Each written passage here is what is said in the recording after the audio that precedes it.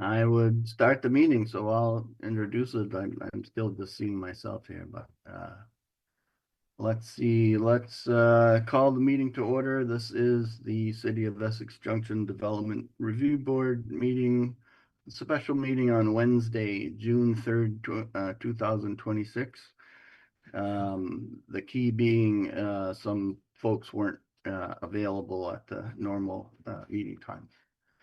So here we are. Can you go through the hybrid meeting information and maybe introduce people who are in the room or online, please? So the meeting of the Essex Junction Development Review Board has come to order. This meeting is a hybrid meeting, which means that some or all of the public body is meeting remotely, and some are meeting physically at 2 Lincoln Street in Essex Junction, where the public may attend, observe, listen, and participate contemporaneously. One member of this public body or other staff is present at 2 Lincoln Street to ensure the public can participate if desired. Please note that while we strive to provide means for those attending remotely to participate in the public comment period, there may be technical difficulties or reasons that otherwise prevent or interrupt remote public participation. Therefore, it is important to note that the open meeting law only ensures the public's right to participate and comment at a public meeting by attending at this designated physical location as posted in the notice and agenda. If a member of the public or the public body has technical difficulties accessing this meeting remotely, please alert us by using the chat feature on Zoom or by emailing me at cuyuen@essexjunction.org. In the event of a technical difficulty that cannot be resolved, we may continue the meeting, if necessary, to June 18th, 2026 at 6:30 p.m., which is the next scheduled DRB meeting date. Please note that all votes taken during this meeting that are not unanimous will be done by roll call votes in accordance with the law.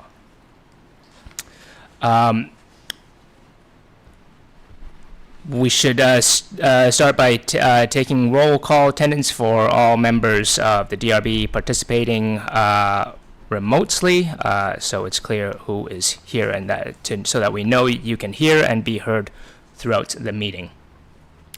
So I see John, you can hear us? Yes. Kristen? Yep, I'm here. I can hear you. All right. And Maggie and Luke are here in person. All right.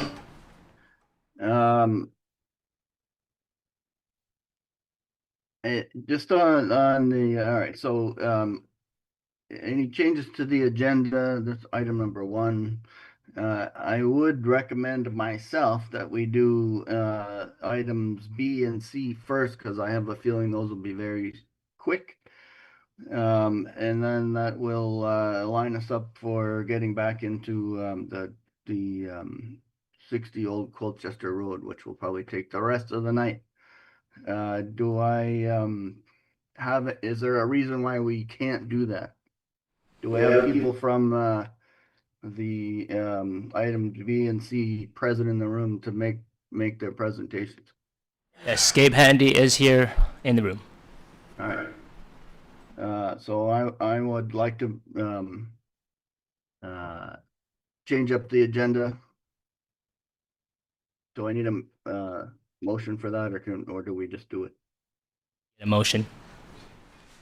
A motion to change the agenda to go over B and C prior to A. Yeah. Second. All in favor, say aye. Aye. Aye. Any opposed? All right, motion carries. Thank you. Let's go right to item B then, a final site plan to construct a 4-story building with 39 residential units and parking at 8 Railroad Street in the VC district by Franklin South LLC owner. We've already approved this once. There are no changes proposed from the previous approved plans approved on May 13th, 2024. Staff indicates that it's being done to avoid future changes to the land development code. And avoid having to reapply because they're past their time extension. I don't have any comments on the staff recommended motion. Does anybody wish for the applicant to make a statement or obtain any additional information? I guess I am curious about the delay. If it is just, I'll explain. yeah. Make sure to speak into the microphone. I approved 2 projects within 2 months of each other. Yeah. And the other one is 227, 229 Pearl Street. I choose to build that one first Okay. and buy time to do this one Okay. for, hopefully not 2 years, but I'm asking for 2. Sorry, Thank John, actually, I think you may have omitted the swearing in. Right. Are we doing one project at a time, or are we doing everybody at once? It's your choice. Let's do this project. Do you have the swearing in statement right in front of you? I don't actually have it with me. Yes, I have it. So, all who intend to speak at this hearing, please raise your right hand, and this is the oath. I hereby swear that's the evidence I give in the cause under consideration shall be the whole truth and nothing but the truth under the pains and penalties of perjury. And if you agree, say I do. I do. That's you, Gabe. Yes, we can do that again. So some folks at the back were not able to hear. I will do that again. For those who have not just sworn in, if you intend to speak, you will need to take this oath and raise your right hand and say I do if you agree. I hereby swear that the evidence I give in the cause under consideration shall be the whole truth and nothing but the truth under the pains and penalties of perjury. Please raise your right hand and say I do. I do. Okay. John, I think we're done. Thank you. We understand that Gabe's looking for an extension, essentially an extension to allow him to try and keep up with his project load. I had no further questions on this application. Does anybody else on the board?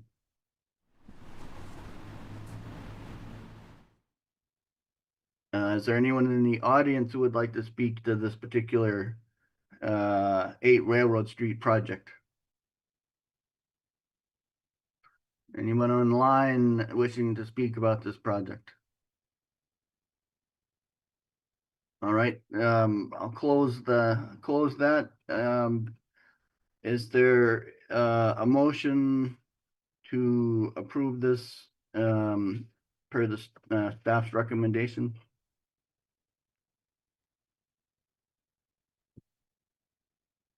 That's one of the board members, please. The Development Review Board approved the final site plan at 8 Railroad Street in the VC District by Franklin South LLC with the conditions as proposed or as amended. Thank you. Is there a second? As proposed. Okay. Is there any further discussion? All in favor of the motion as presented, say aye. Aye. Any opposed? Motion carries. Thank you. So we'll move on to item C, major site plan amendment to relocate a curb cut to avoid an existing utility pole and construct 39 studio apartments with parking at 227 to 229 Pearl Street in the MF -MU1 district. by Handy's Hotels and Rental LLC owner. No other changes proposed from the previously approved plans, approved on June 26, 2024. So, this amounts to, wiggling the entry drive a little bit, and, I think you've all seen it in your packet. Um, is there somebody from the engineering team that wants to explain this? I think the only comment that we had was from the village engineer, who was,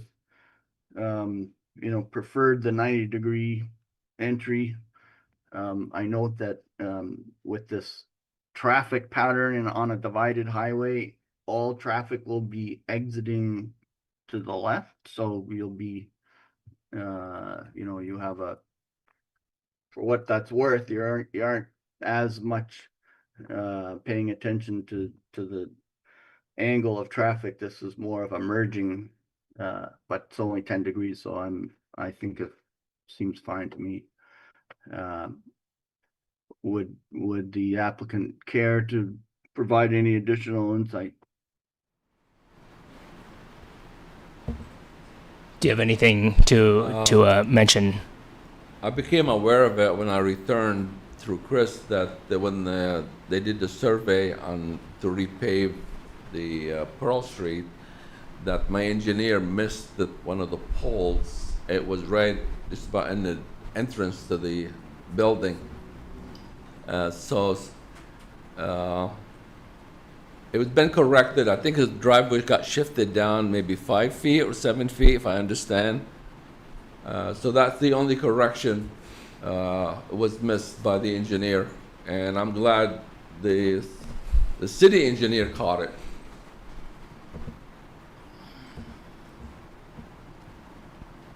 Yep, it is this light pole right here, and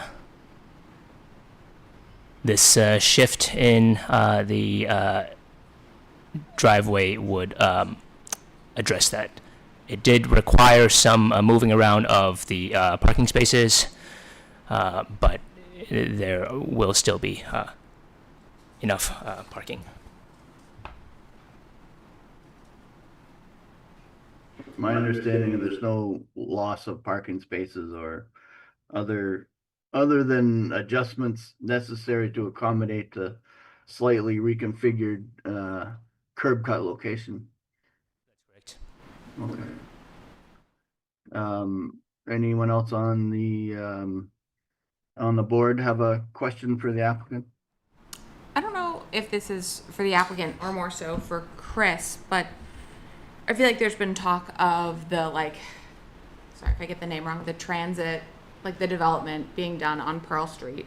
And if there is a hope to reduce the speed limit, but kind of in seeing what Vermont overall, that there might be pushback, that they don't want to like reduce traffic for the flow of traffic. And I guess my concern is just kind of, if at the current speed limit we have, the city engineer prefers the 90-degree angle and there's not a guarantee that the speed limit would be reduced, that it's kind of setting up a potential issue for traffic if you're approving one ahead of the other.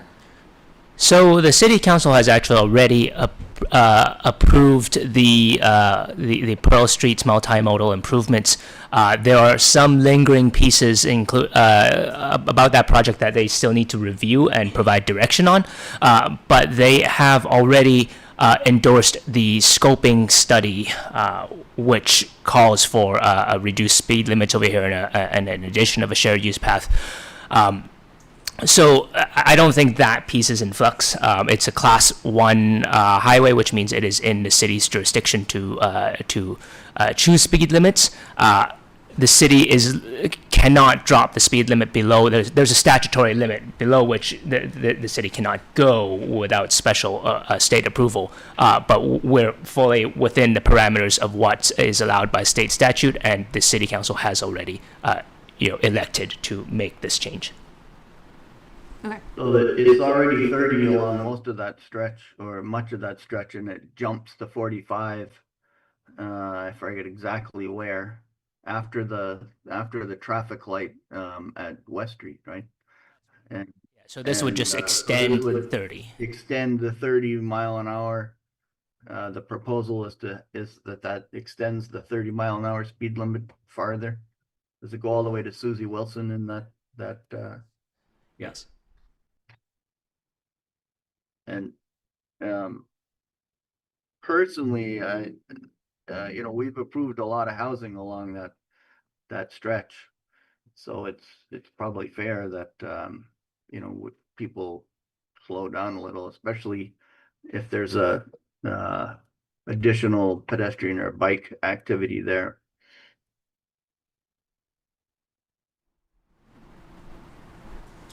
I do have two follow-up questions. One is really for Chris. The staff notes say that the reduced speed limit will help to partially alleviate the concern. Does that mean that there's still a concern that the city engineer still felt that it was problematic at 30? The city engineer thinks it's workable. I think the city engineer would obviously prefer that things are standardized and be at a perfect 90 degrees. It makes it easier for large delivery vehicles and like fire trucks to be able to make that turn. But the fire department has also confirmed that they can work within the parameters of what is proposed. And then the follow-up is for the applicant that in order to comply with the 90 degrees, because I think it will be quite annoying forever for people to be making an acute angle turn into that driveway. What is the onus of either moving the electric box or moving the electric pole? Is that more time consuming than I think it is? The electric pole, moving it is substantial, because that's the main line, and it isn't just one line in there. You got the power, the internet, the phone, cable. So, and owned by Green Mountain Power, they told me it would be a lot simpler to shift the driveway and try to move that pole, because it would be substantial, it would take time. And due to the fact that you're proposing to resurface what already did, repave, I gotta get all my utilities off that street into this parcel before it gets paved. So this is time essential to do it now versus wait 5 or 6 months for Green Mountain Power if they could move the pole. Mm-hmm. So it's time essence. And that aspect makes sense to me. In terms of having the shift occur more on your property, has your engineer said that that's not physically possible? I think my engineer worked with the town engineer, and between both they came up with a compromise that's gonna work. Yeah, I rely on them, so they say it's gonna work. I believe I have to accept that it's gonna work. Luke, when I look at the radius, I actually see that the curb cut area is pretty generous, and it doesn't really start tilting, askew until you get probably well inside that. You've already come across the new paved area, the sidewalk, and you're practically at the property line before it actually starts to move as a turn. So I would be more concerned if it was a sharp, it's not really a sharp corner there. You've got quite a large radius to take that turning activity, and then you're, for an average car, you're probably, your wheels aren't even in the street anymore before you start continuing on that corner. So Yeah, and looking at it, I feel some better. I think my big concern is about U-Hauls, that if people are moving in and they've rented a truck, I can foresee lots of people getting stuck turning in an area. I suppose I want traffic calming on that stretch of road, and a truck that's stuck is traffic calming. From the evaluation, so from the city engineer's evaluation of this and the fire department's evaluation of this, the fact that a fire truck will be able to make the turn likely means that even an inexperienced driver of a U-Haul should be able to make a slightly tighter turn than 90 degrees. Do we know how, I mean, assuming I'm reading this correctly, how wide it is at the narrowest point with the new angle? 24. It stays 24 the whole, because it kind of looks like the line angled slightly to hit the 24 versus if you did a straight line. Well, so if you measure it in terms of like being perpendicular to, it's 24 feet. Yeah. Yeah. Yeah, so it's actually going to be a little bit longer than 24 if you're doing it parallel to the roadway. Right. And that actually, yeah, that absolves my concerns. Okay. That it would be like, I don't know, 25'6". I'm saying if you went this way, is it Yeah, still hitting exactly. 24? Or is it- Yeah, because the 24 is at a slight angle, which means that like the hypotenuse. A squared, B squared. Yep.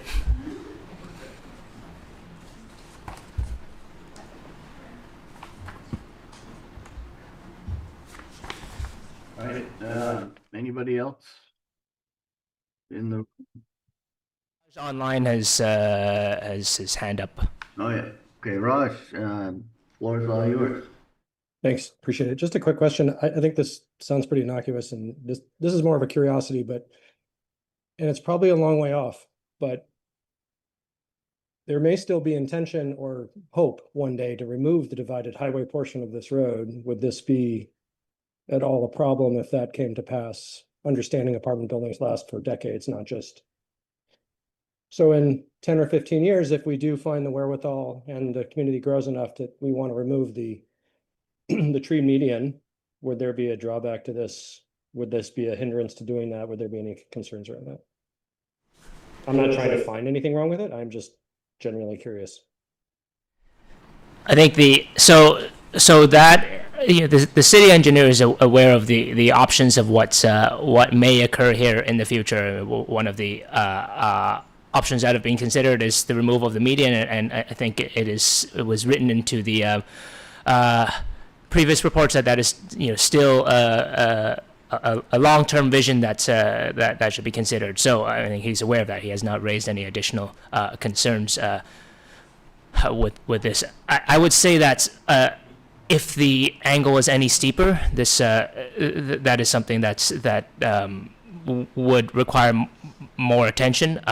Just with the modest shift in the entry angle. I can't imagine that there will be a significant operational issue. That's great, thank you. Yeah, I guess I'll go back to the staff notes, which, confirm that the fire department has no objections and that, the cited guidelines recommend 90, but allow for intersection angles as low as 60, which, seems like a lot different, but 80 didn't, to me, that didn't seem like it, based on the staff input, I feel like that's acceptable. All right, anyone else in the audience? We'll take comments on this if anybody has something to say. I don't see any more hands up online. There's nobody in the audience that has expressed an interest in talking. Okay. I would entertain a motion in either direction on this from the board. I move that the DRB approve major site plan amendment SP 4.2026 for the relocation and redesign of the curb cut at 227, 229 Pearl Street as discussed. I'll second.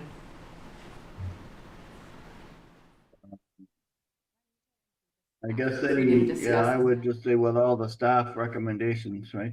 Read through them to have them be discussed. I mean, this was in the packet, so I think it is, Okay. because it was officially as a part of the packet, you don't need to read Okay. it out loud for it to be effective. To include the staff recommendations. All right, any further discussion? All in favor, say aye. Aye. Aye. Aye. Any opposed?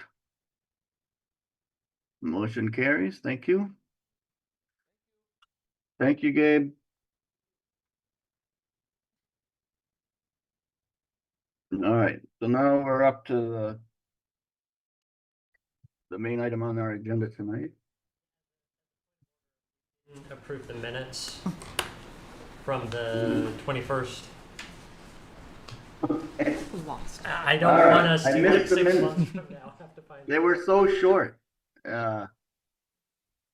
Would you like to do them now or after the next item? Now. All right, I'll take a motion to approve the minutes as issued from our last meeting with one I- item on it. I second that motion.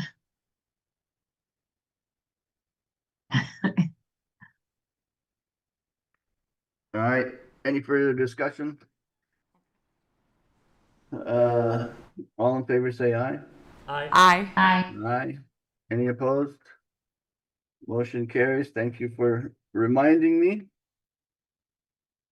All right, so we've done, I actually forgot another one on here, but so excited to get to all the public hearings, but I am supposed to ask for public to be heard about any topic that is not on our agenda tonight. Is there anybody who wishes to make a comment to the board about something not on our agenda?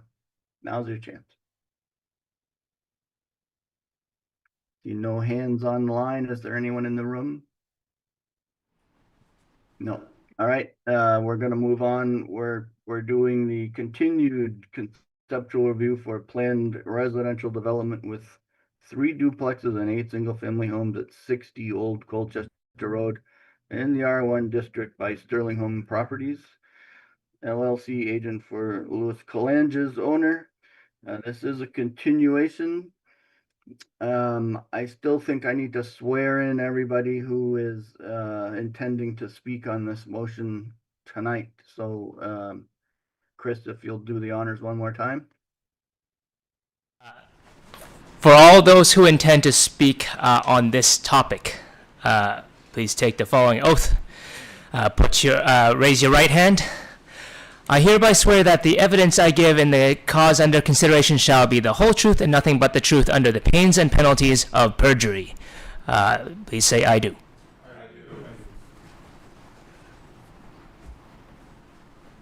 All right, thank you. All right, so we know we have a lot of material here. There's been a few more things introduced. The one with the letter from the tree farm people objecting to a new pass through their hedge. And the other significantly was a memo from staff, which did a great job outlining the questions that we asked at the during the last meeting, and is attempting to lay out some additional information that helps us understand what we're trying to do here. So I hope everybody had a chance to review that, including those of you in the audience. It was available in the packages. So Chris, I'm gonna have you go through your staff memo just briefly, assuming that everybody has read it, but I think maybe your summary, and then if anybody else has a question about that, we can dive into more detail.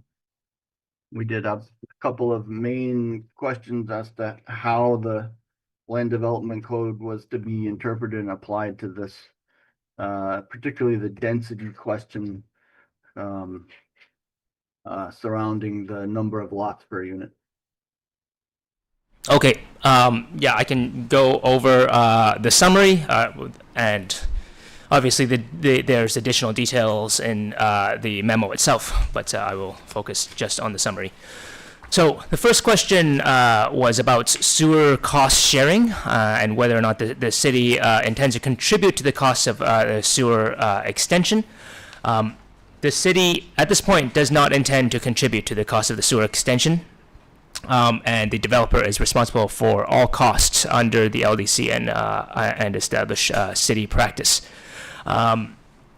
There was a question by the developer as to whether or not sewer stubs to service the intermediate properties need to be included at their cost. My understanding is that no, that it is not it is not their responsibility to have to include that. If the city elects to require that, it would be at the city's expense. Also, private septic is prohibited by Section 1101I. Sewer extension is the only way this property can be developed. It should also be noted that a sewer extension on Old Colchester Road is in the city's capital plan, which is Project T, currently projected for FY 2033. So this development would result in this sewer extension being built earlier at no public expense. Okay, John, do you want to go take any questions about specific each item, or should I go through the whole summary first? Well, I found it very informative myself. I think the most interesting piece was, and I took a lot of notes, both at the last thing, and I went through the land development code again with the review, and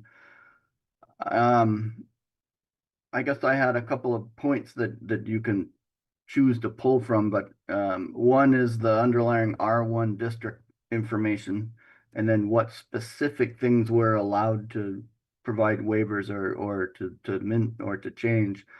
The second one was, which I thought was extremely interesting, was this village/city, because a lot of these decisions were made while we were still the village.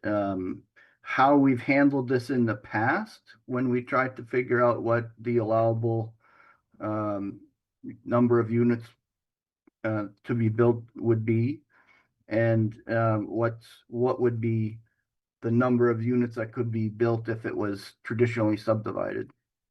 And so I think the way I always understood it was, and it seemed to be borne out by the notes that you took and issued in your supplemental report, is that a traditional subdivision has particular, it follows a pattern that provides some number of units that would be developable, and the benefits of a PUD are spelled out in the PUD chapter, but the concept is that you're not necessarily modifying the density that would be allowed under the development as in a traditional fashion, but you're trading some things that you specifically put in the LDC that you're asking for as a community, and you're trading sort of the minor things like setbacks and some other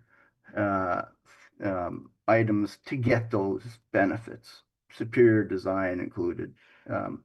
So I found it fascinating that in every previous decision, we've used the units per acre criteria, which I was involved with many of those decisions, but at the time, we didn't see that as an issue. We just used that as the guide. So I'm having a lot of trouble assuming that we could do it differently this time by just focusing on 4 lots per 4 units per lot, which is kind of in the text. But I think if you could review that specifically, that would help a lot of people understand, what the intention is, how many lots, how many units could be built on that given piece of land in a variety of ways, because most of them are over the 14 proposed. And then I think we'll find some balance with that. And I think for that, we'd have to look into in the main part of this supplemental staff report. So yes, this is section 2, the density limits for PUDs in the R1 district. So section 723 A of the Land Development Code requires that the PUD meets the density requirements of the residential district where it is located. The R1 district does not specify an explicit dwelling units per acre limit, but it does establish a minimum lot size of 15,000 square feet and a maximum of 4 dwelling units per lot. So it is also true that the LDC does not contain text that explicitly states how these standards should be translated into a PUD density limit. And that is where there's kind of a question of interpretation and the 2 methods that we propose. One of them we call the proportional density. Option 1, proportional density, that's units per acre.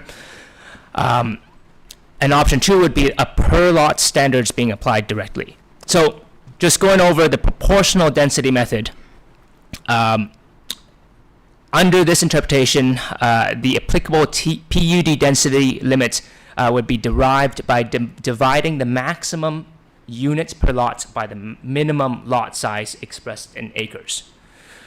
So 4 units divided by 15,000 square feet.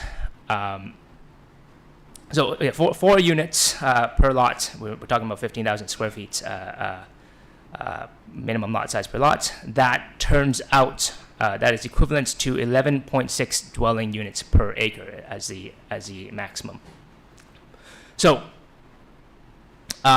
on this basis, a 3.15 acre parcel like 60 Old Colchester Road would have an effective density ceiling of approximately 36 units. The applicant's proposal of 14 units would fall within that limit. So yeah, this approach treats density as a ratio of units to land area, which is a conventional planning definition of density, and it scales the per lot standards proportionally to the size of the PUD parcel. This is also the method that has been applied in the all the previous PUD approvals, as documented in the table that was included in the staff report. So the other option would be to apply the per lot standards directly. So under this interpretation, the maximum of 4 dwelling units and 2 principal structures per lot would just be directly applied to the PUD parcel as a whole, treating it as 1 lot. So under this interpretation, regardless of parcel size, the entire development would be limited to 4 dwelling units, unless the applicants got a density bonus where they'd be able to increase it just a little bit, but still nowhere near what we're talking about. So yeah, this would be much more restrictive than those achievable through a conventional subdivision process of the same parcel. So I mean, if you were to apply that, I would think that the applicant would go back and do a subdivision. That's yeah. So there's some history behind how the method 1 being used in previously. We have listed here Nicholas Court, Village Walk, Village Haven, Sienna Lane, Robin Way. Those are all between 2002 and 2021. Those are all examples where the dwelling units per acre, option 1, was used for interpreting this density limit. So does that suffice, John? I'm okay with that, yes. If anyone else has questions, I think we can go through questions, during the presentation, you know, at the end of each item if we want. I don't need to hold them all till the end. I'm talking about, board members at this point. I guess I have two questions. The first is a third method of calculating density, which would be in structures rather than dwelling units. If that, in a lot of ways, I'm looking at the design for the results of a subdivision where we have 7 lots. That implies to me an equation saying 7 lots, that all of which would be R1 equals 7 buildings. You would potentially be able to do 14 structures even under a conventional subdivision, because ever since the zoning amendments made 2 years ago, I think it was actually in 2025 that this was adopted. 2 principal structures are permissible per lot. And they could both be duplexes, so you could have 28 units there, which is the way I found the math. In terms of PUDs, it does say explicitly you're not bound to the number of structures that it is. If it is approved as a PUD, you evaluate the whole site plan, regardless of how many structures, how you organize the structure. That is the flexibility that PUD is intended to offer. And then my follow-up to that is kind of historical, that all of these in the past, except Arbor Terrace, were in R2 districts. And my feeling is that they were zoned R2, and then the result was R2-ish. And then the exception to that would potentially be Arbor Terrace, with which I'm not terribly familiar. That was zoned R1 prior to the PUD. I guess my question is whether the structures in Arbor Terrace would still qualify as being R1 structures today, or if we essentially got rid of the zoning with the PUD. There has been no. Okay, so this is what we're talking about. This is the Village Walk Arbor Terrace parcel. Everything highlighted in yellow is a part of that lot. Let me try to unhighlight that now, or is that life now? I guess we're just gonna have to live with this this thing that's popped up. So as a PUD, there are obviously more. It was one parcel with many structures on it. They were organized in a non-conventional way. As you can see here, there's this patch of forest over here, which is actually quite a slope. And then some of the buildings are up here, served by Kiln Road, and then some of them, Arbor Terrace is actually down here. All in all, I think the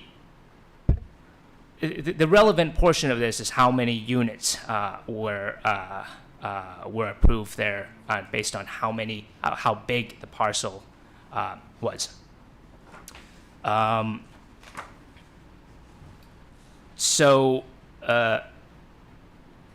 This was in 2008. There were 54 units in 22.4 acres. So the density at the time, that what you got out of this is 2.41 dwelling units per acre. And at the time, you were allowed 1 unit on a 15,000 square foot lot in the R1 district. Right now, we're at it's 4 now, but that would mean 2.9 was the effective zoning density limit at the time.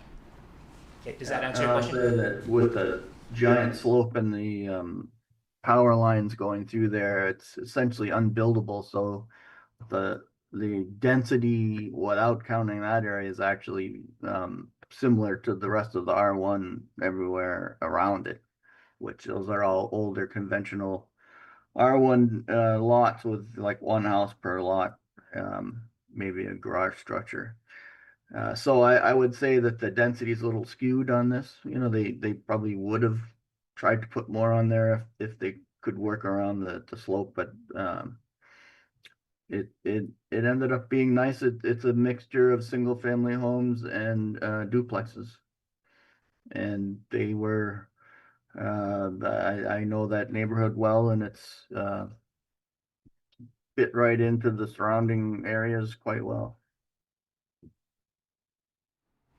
So I think that the density per acre is you know, could be sort of higher, but because that parcel is so large and a lot of it's unbuildable, it ended up being lower. So, but that's a good point, Luke. The rest of it is R2, so the density would be higher. The lots are smaller.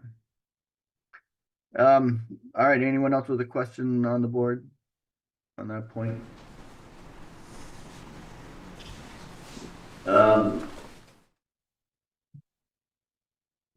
The character question was a little interesting in that defensively, the bottom line seems to be that we have a vision.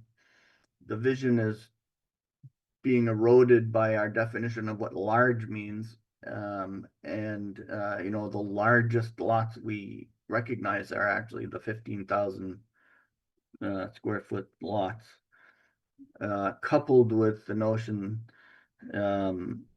that even if our town plan says something grand, like we love these large lots, if the LDC has no good mechanism to recognize exactly what that means and how to capture that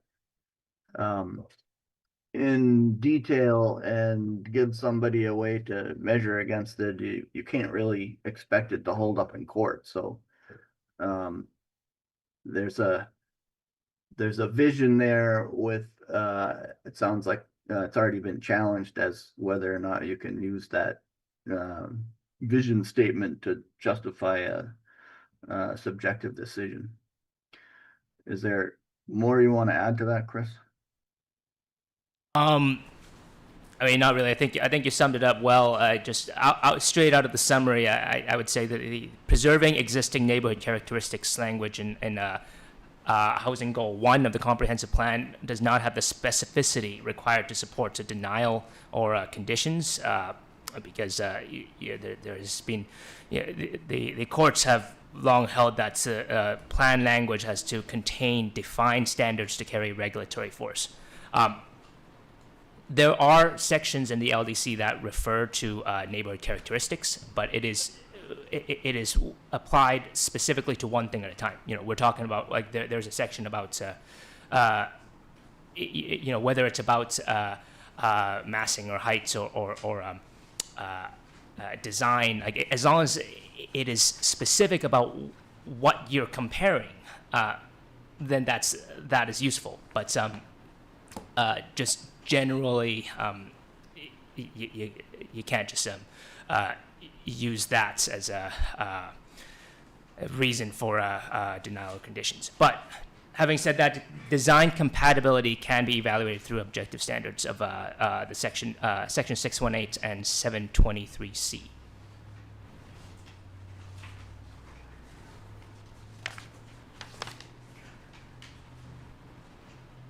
All right. Are there any other items on the summary you want to go over, members of the board?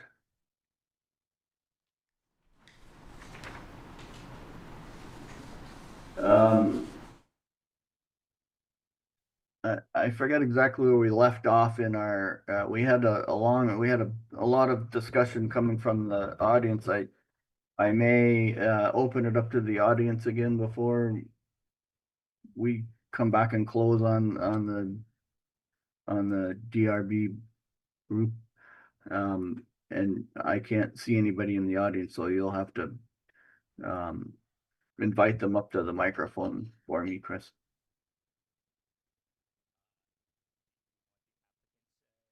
To speak Sure. first, or okay. Is there a representative of the Start applicant? with the applicant, and we'll move to the members of the audience.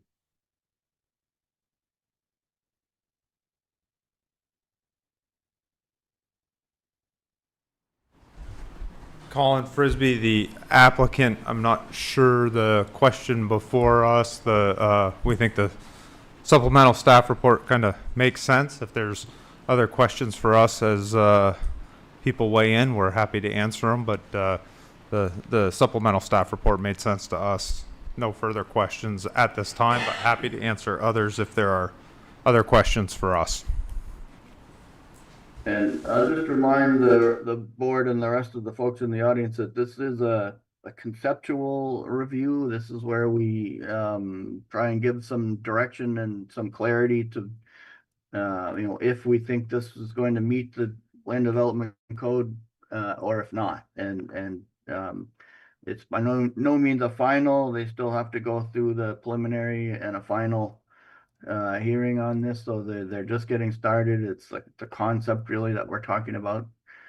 And so many of our comments to follow will be trying to make sure that everyone understands how this might move forward if we're ready to do that. Anyone else in the audience physically in the room care to speak at this time? I'll note that Kristen has her hand up right now online. Hi, can I just ask a question of the applicant?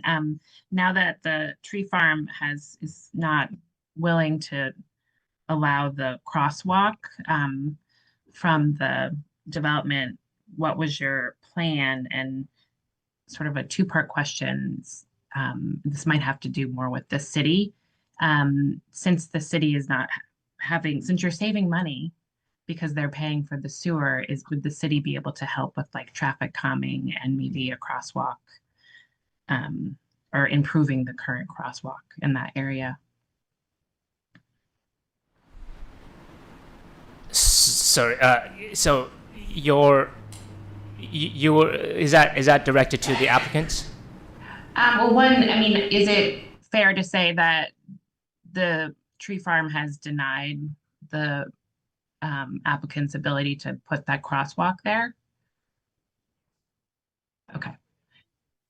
Crosswalk, I think it's about 400-ish feet to the south, and the applicant is proposing adding a sidewalk that would connect to the existing network and link to that, that crossing. Is that the new picture that I saw? So that's what I was kind of questioning, if that's what was showing on there. The new sidewalk was it was proposed either ways, whether or not there was going to be a new crossing. But I know that you had traffic calming on there and the city took it out. Because now will the city put it back? I can't really speak to that. There, I think there were decisions made, operational decisions made by Public Works at the time, which led to the removal of the center island over there. I think it's always up, like it can be discussed, but there must have been a reason why they had to remove it, and I cannot commit to reversing that. Because I always feel like with these projects, we're always, no matter if we accept it or if we agree to have it move forward, that we're also looking to have the project improve the surrounding neighborhood and the walkability and the safety. And so I would think that the city would want to try to figure out how to, if this project goes in, there'll be more people there. So we would want to have more traffic calming, walkability possibilities. I can circulate with our technical staff and the city manager, but it is not something that I can really commit any potential changes to at the moment. That's just it's a comment. Thank you. Anyone else in the room? Raj, you have a hand up? Thank you, John. I am curious, first, if this is an appropriate question for this time, and if it's not, please obviously say so.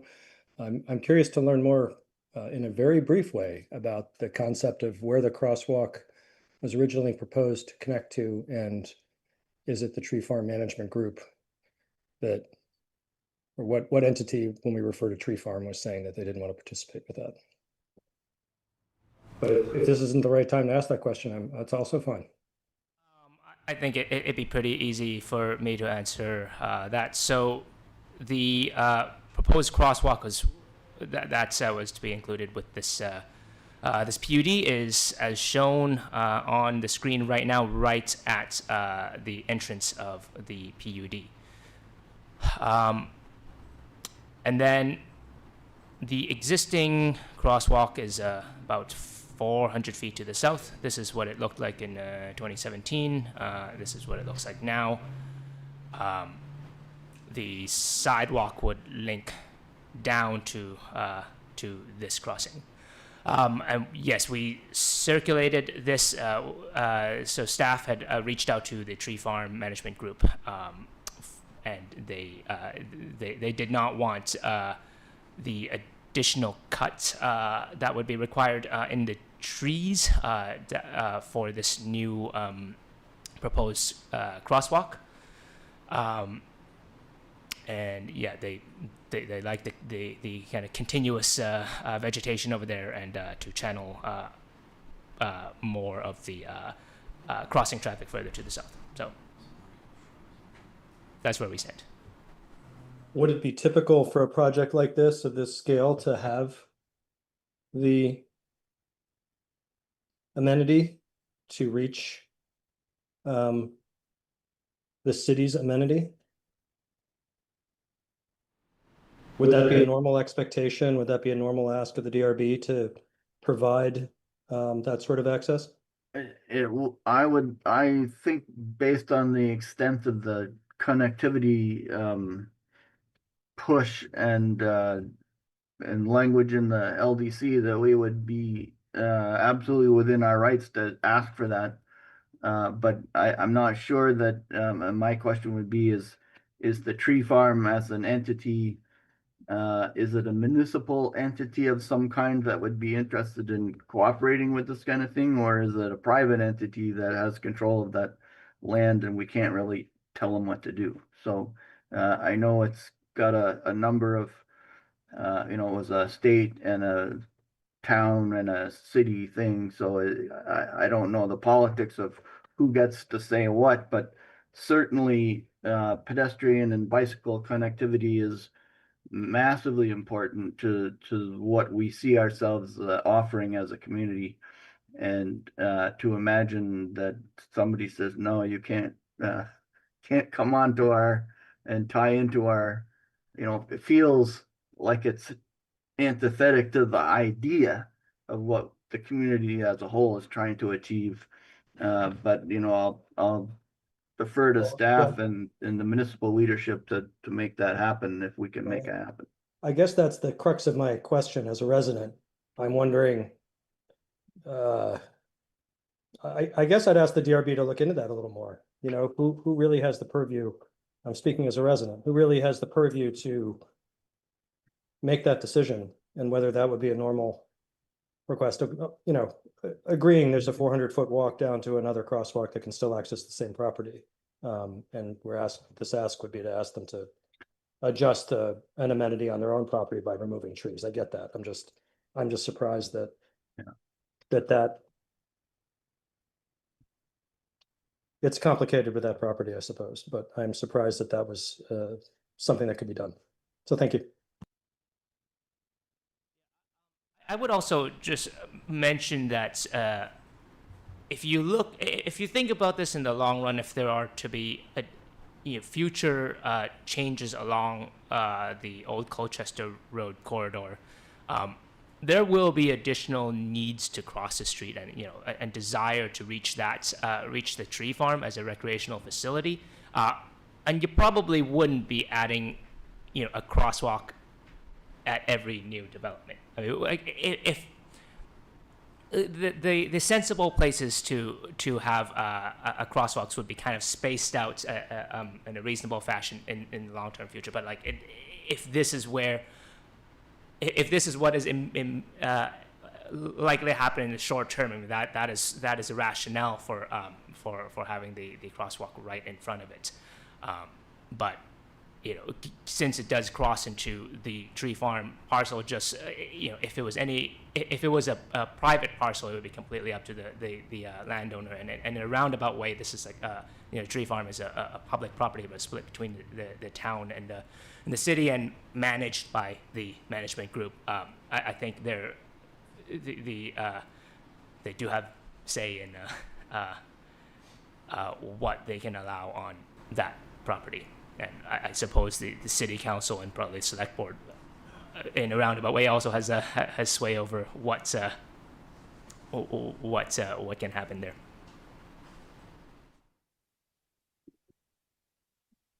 Anybody else in the audience tonight wish to speak?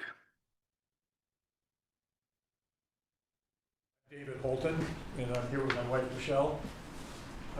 We live at 66 Old Colchester Road, which is the house to the north of the prospective development. And while I recognize that you've talked about the density of so many square feet, 15,000 square feet, per lot or per house or whatever, I recognize that may be a slide rule approach to what you're talking about. But I'm hoping there might be some subjective arguments or thoughts as well as we consider this development. One of my biggest concerns would be the safety on Old Colchester Road for residents and for kids and for dogs and things of that nature. As we know, the sidewalk stops south of where this development is, and Old Colchester Road is a short or a narrow road that does not have a yellow line in it. So it's not meant for a large amount of traffic. And if we're going to put 14 new townhomes in this development, in theory, there could be 28 more cars or pickups coming in and going out and out of that development, which is actually more homes than the whole rest of the street is currently. You'll have more homes in this one development than you will have in the city of Essex Junction on Old Colchester Road. Going out to get the mail, walking down the street, kids going to school. We already have a lot of traffic for the high school kids that are coming in from the islands, especially during the school season in the morning and the evening. Obviously, there's a great enjoyment of having the soccer fields, tree nursery across the street, but that also brings a lot of traffic.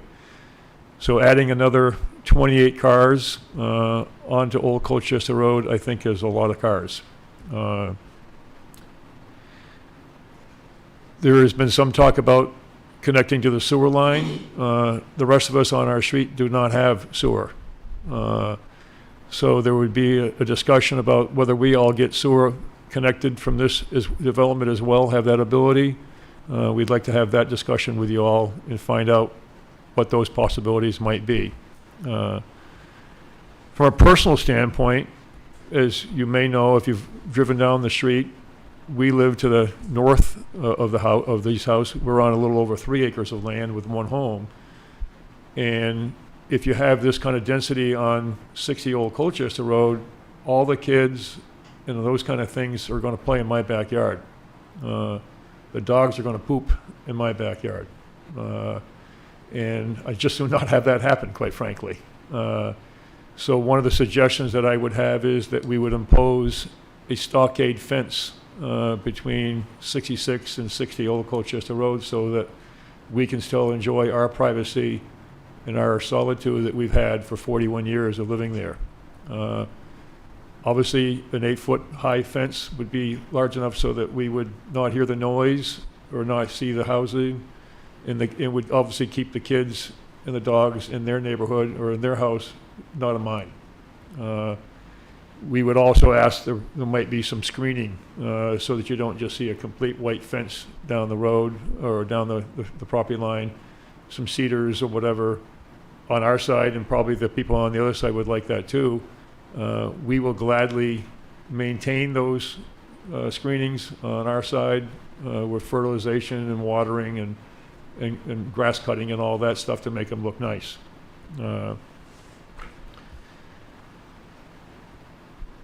I think the biggest issue that I have is that safety issue. I love talking about the character of our neighborhood that we have now, but I understand that your hands may be somewhat tied in that. We wish you had some subjectivity of it as well.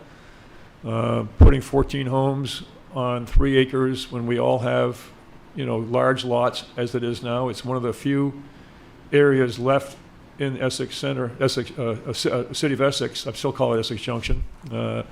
It's still hard to think about that number of homes being on our street when there's been kind of a tucked away street where we had some outside country living as well as being close to everything. So we appreciate your time and your service, and thank you for your time.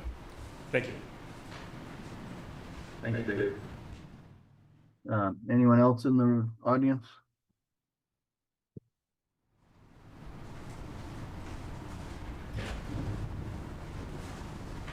My name is Dan Maxon. I live at 54 Old Colchester Road. And to John's point about subjectivity, or Mr. Holton's point about subjectivity, I think the board has that in how they go about doing this math. So all of those lots out there have a range of this dwelling units per acre figured out in your proportional method, from 0.3 dwelling units per acre to 3.3, right? And when you normalize data, it's important to understand that the data, that the results of your analysis represents the data itself. So 0.3 units per acre is because we have 1 house on 1/3 of an acre, not 10 houses on 3 acres. So if someone were to say, oh, look, this area has 0.3 or 3.3 dwelling units per acre, there's 10 acres out there, does that mean there's 30 houses out there? Clearly not, because there's not even 30 houses out there on all 12 acres. So I think that, and there's no specificity as to this calculation process, right? We've told us that. We know that specificity is important. The housing section didn't have it, so it doesn't count. So the method of calculation does not have to say we take the largest number and bump it up and go with that, because that doesn't reflect the data. That doesn't reflect what's on the ground. And it's a big difference between one house on a 1/3 of an acre and 10 houses on 3 acres. But they have the same density, but it's clearly not the same development. And to say that that's the way you've always done it, well, lots of things change. So even if, you don't have to use the maximum. If I came in and said, you know what, I think, because it's not specified which calculation we have to use, I think we should use the 0.3 dwelling units per acre and put 9 houses out there. But I'd get laughed out of the room because that doesn't represent what's out there either. So there's no rule that says you have to use 3.3 to get there.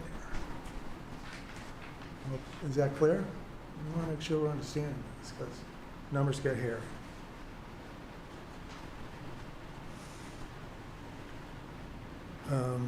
So another thing on the so the 4-plex alternative proposal that you showed us, right, on 7 lots, 4-plex on each one, subdivision. I don't really see the relevance of that at all, because if that was a 7-lot subdivision with a fourplex on each one, we have a city street, we have a city sidewalk, we have these fourplexes, we have garages, we have sidewalks out to the street, we have, you know, impervious surface. MS4 requires that the city treat all this. I'm sure you're going to lose at least a half, probably a whole lot to that. So it may or may not be a 7-lot subdivision. You may or may not be able to fit a fourplex and driveways and parking. You know, this is a mathematical construct that is not reflective of anything I've seen, anything that's out there. It's just that. So I really think that this mathematical construct that you use to determine what the density is has to relate in some fashion to the reality on the ground. And so that's what I have to say about density, aside the fact that I'll leave it at that.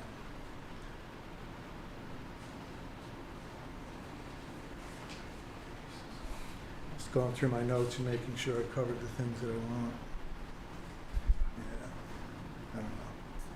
I don't think we should have to use that mathematical construct of the highest number to justify the project. Thank you. Thank you, Dan. Anyone else?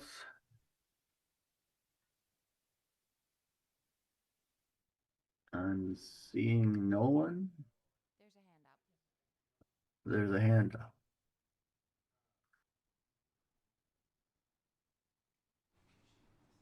They're chatting, and I think he's going to come up. I don't know if you can see, John. I can't see anyone.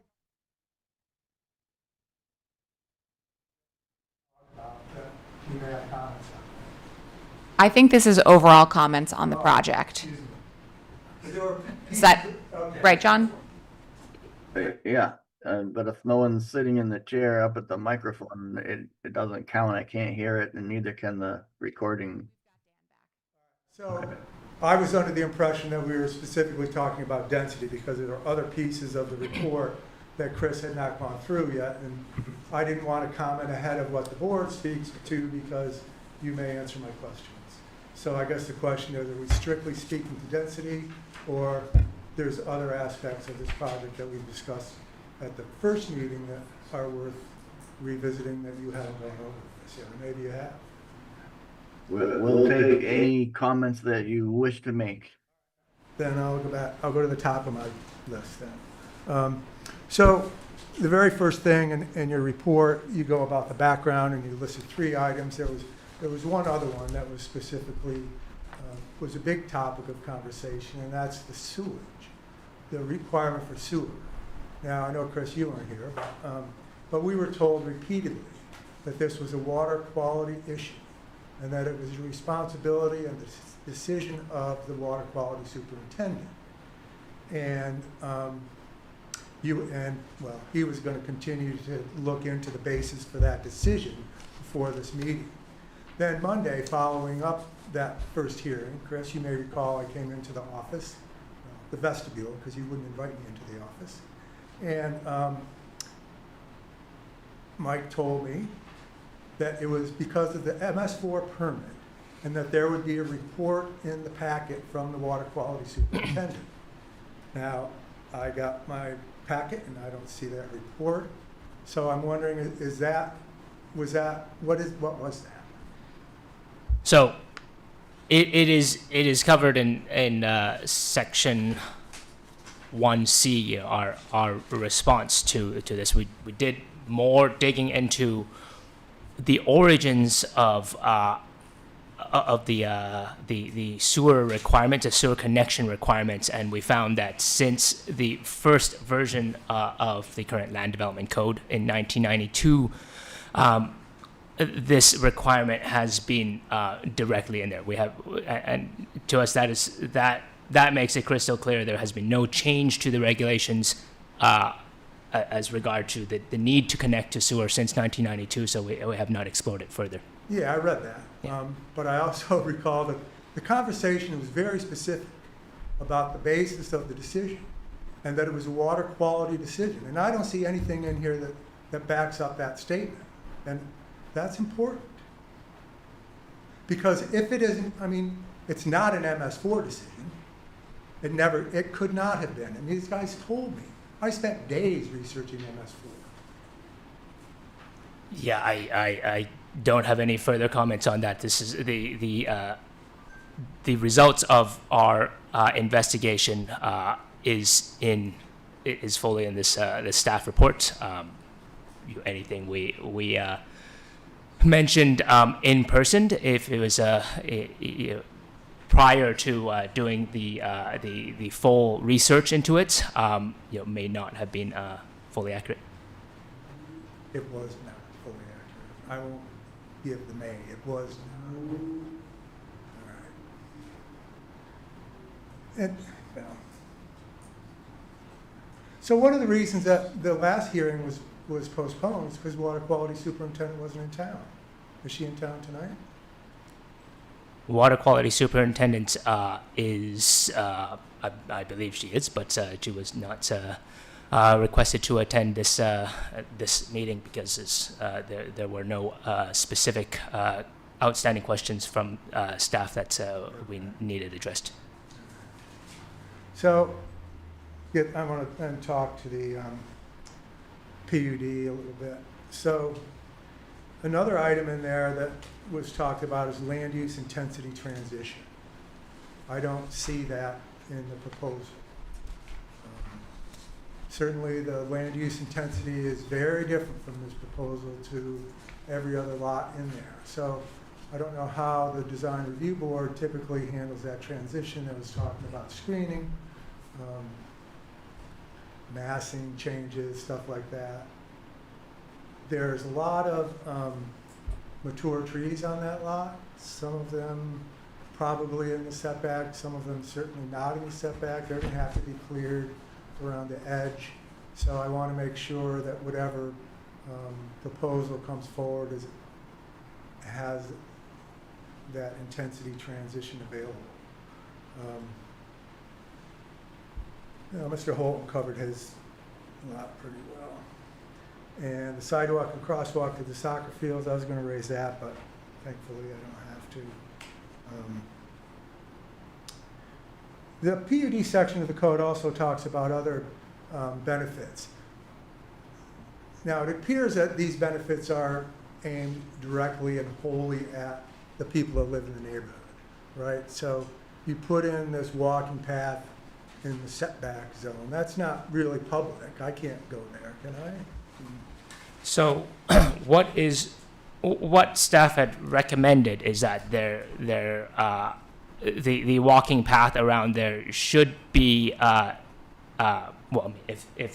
the DRB agrees, should be deeded for public access. Now, obviously, as if nothing else happens around that property, there's not going to be much desire for the general public to walk through there. But it is to keep the option that if surrounding properties do redevelop and wish to connect to a kind of a trail, a path network that is not on streets, that it would be available. So such a condition would preserve the ability for it to be useful for the public. And as staff had proposed, that is a condition for public for making that keeping that for public access may be included. All right, so it's not really for the public yet. I mean, it might be, it may be, yeah.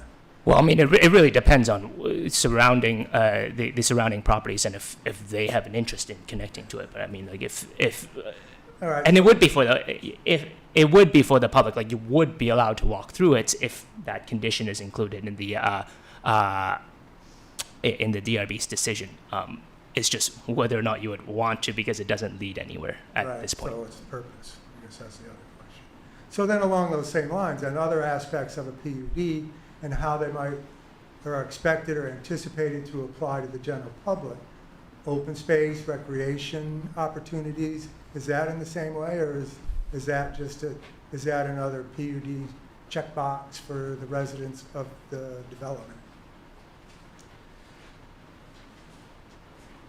I mean, I can't always guess as to what was intended by the land development code, by specific sections of the land development code, but the PUD section was written to make sure that whatever is approved with the flexibility of PUD provides, is as good or better than a conventional subdivision would have provided, and that is whether we're talking about public benefits or a benefit to the people living on that street or in that development.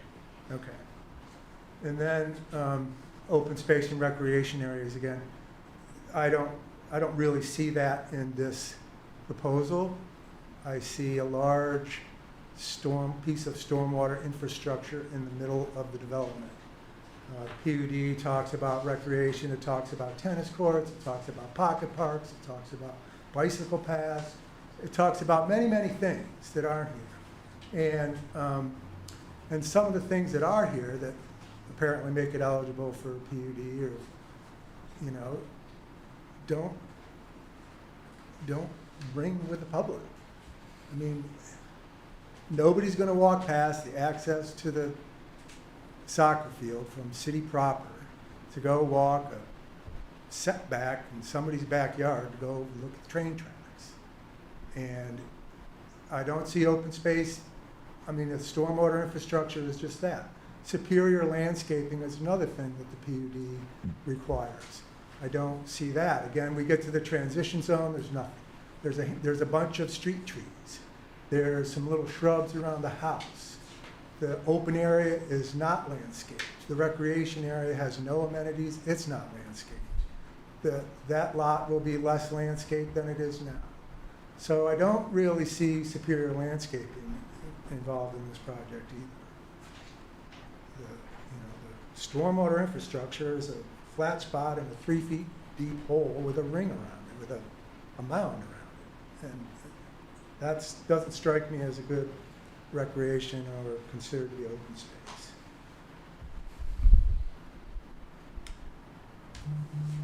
So let's see.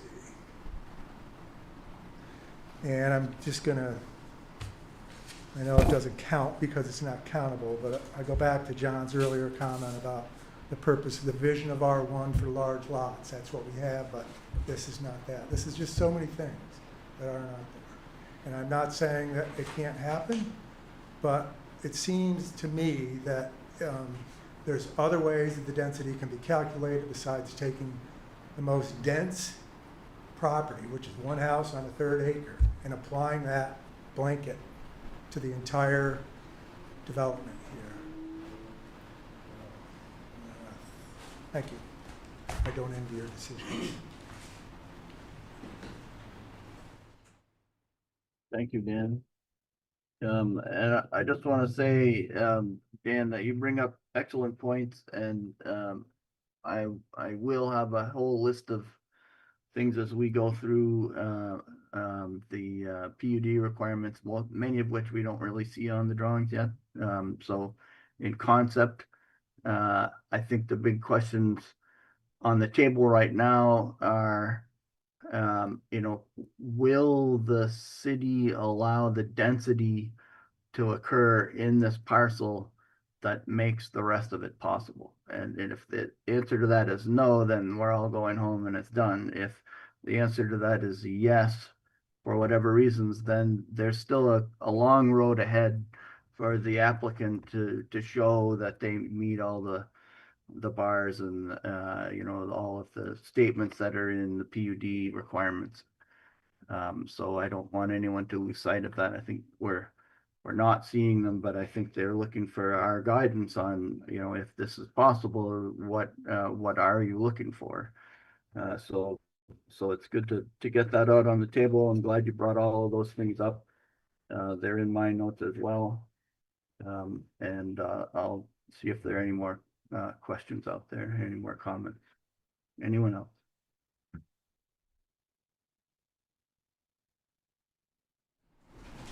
Hey, good evening, everybody. I'm Scott Aldrich. I live at 52. Well, I own a house at 52 Old Colchester. It's currently being reconstructed, so don't live there. But I just wanted to. The last time I was here, I mentioned a few things. I just wanted to reiterate them. Number one, my house has been on Old Colchester Road since '52. Since the day it was put in, there has never been a return on investment for putting a sewer down the line, down Old Colchester beyond Thatcher Lane. I've been asking since I lived on that street in 2006 for sewer, and it has always been 3 to 5 years out.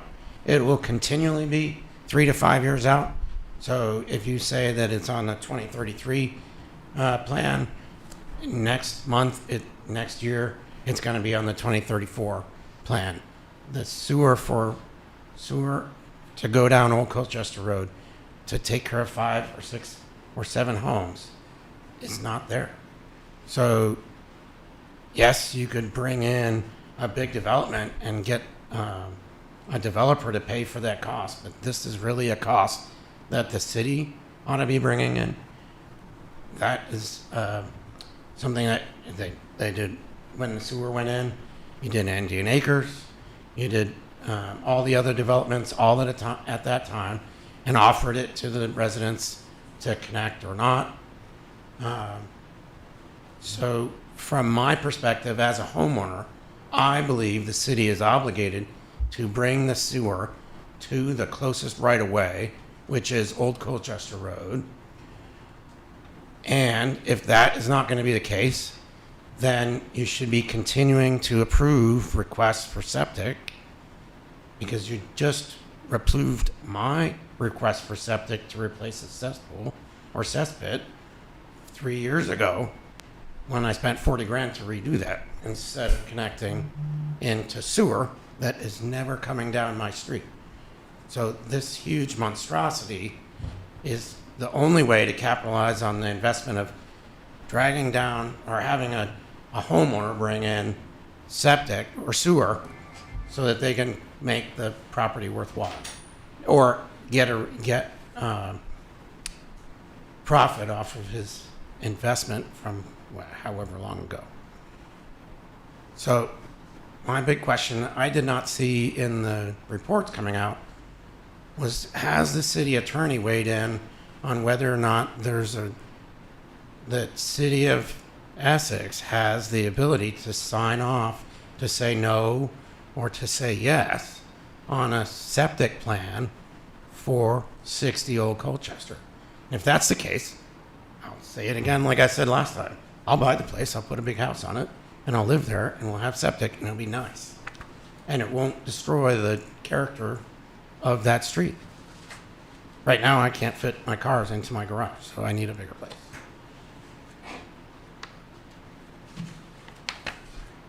So, thank you. Chris, and this may be for the applicant as well, but I did have a question that's related to something that Dave Holton brought up, and that is, let's say the project goes ahead and somebody designs a sewer system to go out to 60. I'm guessing that at some point every dwelling on that street is going to want to join. It may not be tomorrow, it may be 5-10 years from now, but how do you size the system to be adequate to handle all the potential development that might occur over time? Is that part of the calculations that go into approving a system, or how does that work? They have to adhere to the public works specifications and standards. So this would be a gravity system which can allow connections along the way instead of a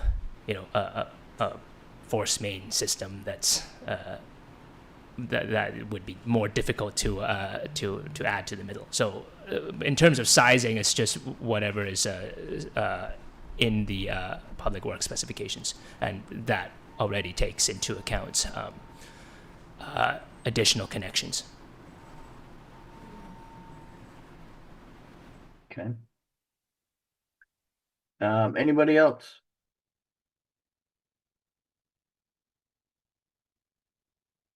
Karen Maxon, 54 Old Colchester Road. I just have a brief quality of life point. You'll notice along our road, all of the houses are close to the road and well away from the railroad track and Route 2A. The houses at the back of this PUD are going to be, they're not going to be able to have their windows open ever because it's really noisy back there. So I just wanted to point that out. Thank you.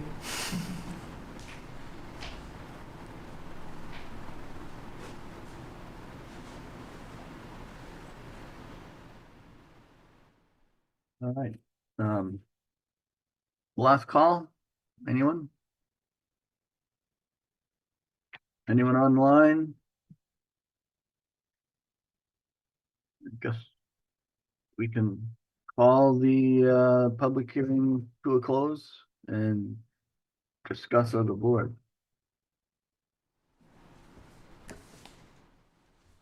Comment and additional discussion from the board? Board members? Luke? So I have been looking closely at section 723. And my interpretation of section 723, and I'm like, if I'm wrong, tell me I'm wrong, is essentially a question of a PUD rather than a subdivision. And so if they were to subdivide this and develop 7 separate R1 lots versus doing it as a PUD, then 723B1 lays out the things they have to do. And so that is landscaping, private open space, common open space, varied building massing, and then land use intensity transition, which I interpret the gentleman's request for a fence as being the sort of thing that would fall into land use intensity transition. So that's my interpretation of section 1, essentially that in order to get the benefit of having a PUD, they have to provide these benefits to the public.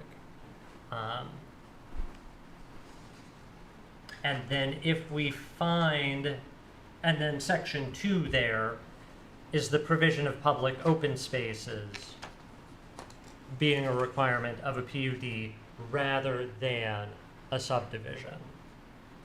I do have some sympathy for the developer in imagining public open spaces that don't already exist right across the street in a park and athletic setting. So I think there are a lot of things that would be duplicative if they were to offer as public amenities. I do think access and drop-off locations for use of tree farm would be something that would be a public good and I think possibly improve quality of life for homeowners. But so that's how I read section B, and then section C is saying, okay, if they have done that, is this superior design to a subdivision? Insofar as it provides those amenities, and then I think the question is, I also take superior in its common use. Like, is this preferable? Is it more in keeping with the plan and the land development code to have it be a subdivision or to have it be a PUD? So that's kind of my reading of the order of operations. I think you're right. And so the first question is, do they satisfy the requirements of the PUD. And the second question is, okay, how do they provide all of these different things, and is what's shown enough? I think it's a little tricky. We have to kind of go with this application that's in front of us. We can't imagine what might be if they, let's say we deny this, and they come back with a 7 parcel subdivision. That's possible, but that's not what's in front of us. So we have to act on what we have in front of us, and I just want to lay that out there, because there's a lot of hypotheticals out here, and we're not in charge of speculating on hypotheticals. We have to go with what we have. And so for me, the big question is, it still comes down to the unit count, and I want to say it's 4 for a lot, but I also am swayed by the last 15 years of approvals. It's hard to say this one gets denied, but all the rest of them got to do it that way. I don't think that's justifiable, just from a pure logic and defensible point of view. I think we'd get tossed out for that. So I'm a little bit I'm a little torn over how to protect the character of the neighborhood, and I think Dave Holton brings up excellent points. And everyone else who spoke about the intensity transition. Every other chapter we have in the code talks about what happens when one thing is not quite the same as the one next to it. What do you do? It's landscaping, it's buffering, it's transitions, it's all the same language. And so the question becomes, how does that occur on this lot? How does the applicant actually pull that off on this lot? It's not like I have a 4-story house next to a 1-story house. So let's compromise and say, well, if you have a couple of 2s and a 2.5 in there, that'll start to look like there's a transition. We may not, it may not be as easy as that, but clearly the buffers and the fencing and the ways of providing that separation and providing that transition need to show up. And we need to see that, and it needs to be real, and it goes hand in hand with the landscaping and with all the rest of the amenities. I'm concerned that they aren't going to be able to actually do all of this stuff on this parcel. I think the points about whether or not the open space is legitimately usable are valid. Like we asked them a lot of questions at the first meeting about the stormwater detention basin, because normally you see something like that has a jungle gym or a playground or something on it, because that's designed as an amenity first, and now we all need the stormwater. So guess what? You have to have the stormwater. So we'll figure the amenity out later, and I think that's going to be a challenge to develop meaningful and approvable PUD criteria that maybe we aren't seeing on paper yet.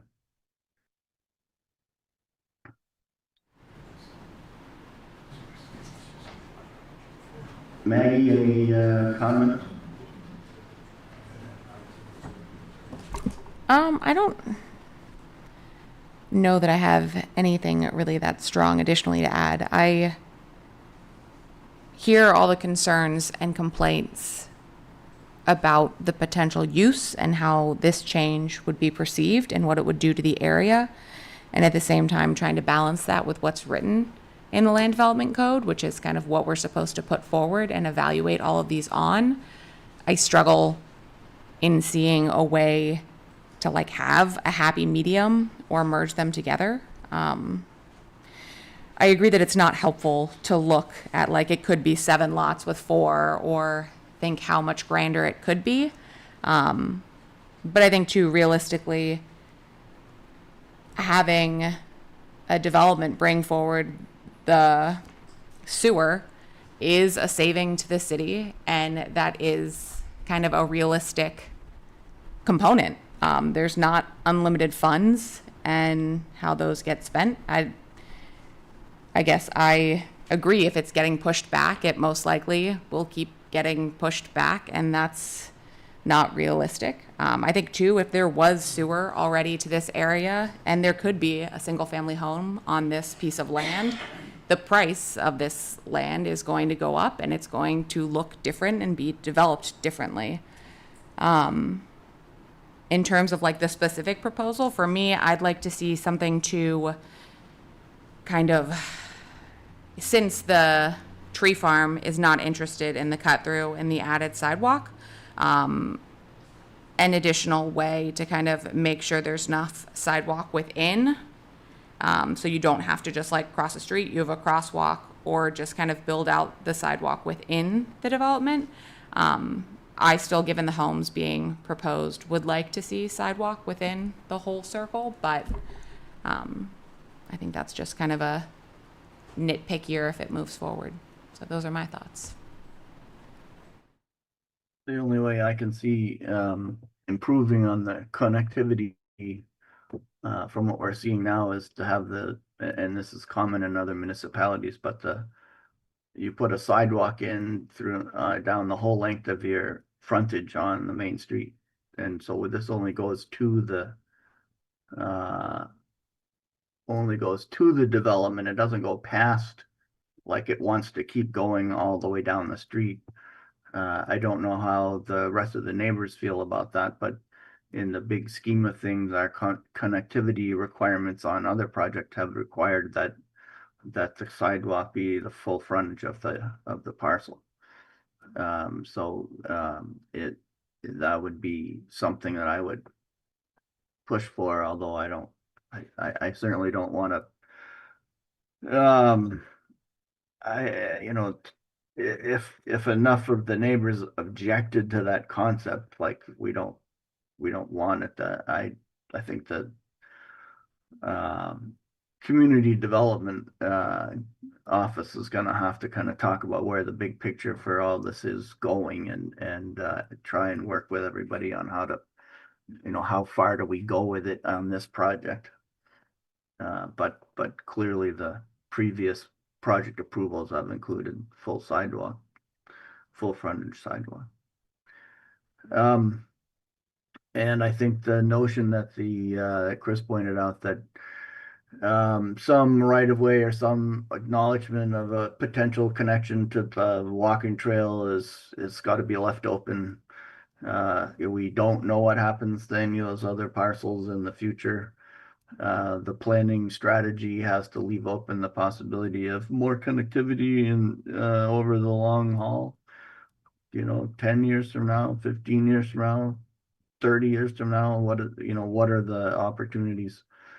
Did we leave ourselves a way to make that a truly integrated trail network? Tree farm that when I run there, if there were an added little bump out to get more distance in, I would take it. I run all the little side paths, and I think a lot of other people do. I'm usually on my bike over there, but I think the issues with Colchester Road are not to be taken lightly.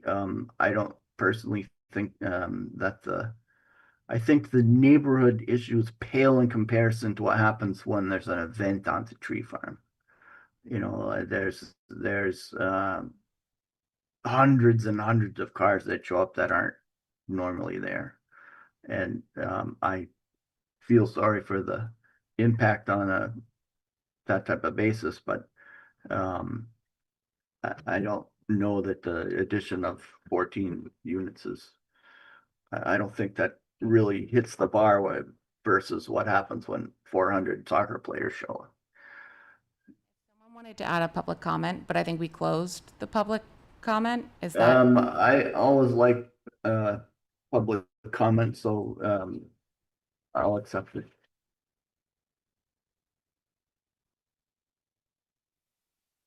I'm Scott Aldrich.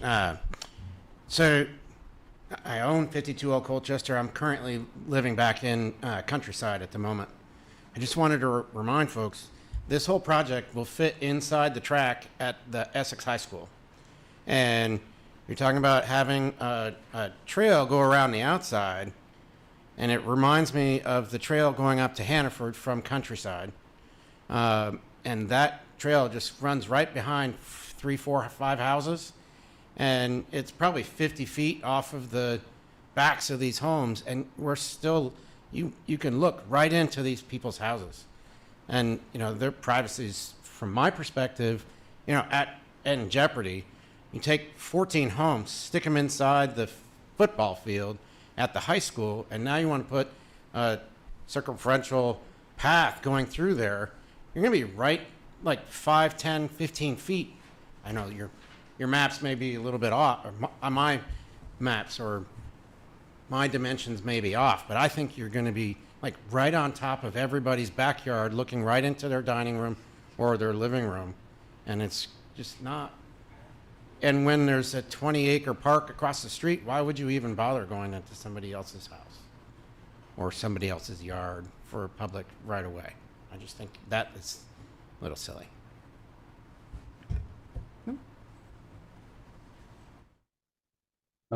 Our goal is to be able to offer many kinds of housing to many kinds of people. And I'll just a personal story. I grew up with a few hundred yards from Centennial Field, but that didn't keep the neighbors from walking around our own little court. It was and still is considered to be a communal activity. You're right next to everybody's houses, but you're a community. It's nobody would trade it for anything, as far as I know. It's the street's always been very closely knit, and it's one of the strengths of that neighborhood. So I don't I want to stay on topic with what our recommendations or comments to the applicant will be. Our job is to see if it fits the land development code and to make it the best project it can be. If it goes forward, I think that we're ready to maybe start honing in on how we're going to handle that. Staff has given us lots of comments. They've given us a recommended motion. We've heard a lot of discussion and a lot of excellent comments from the members of the audience. They're all relative and they're all useful. We just got to balance and weigh and make a determination on this application. So, is anybody ready to make a suggested motion at this time?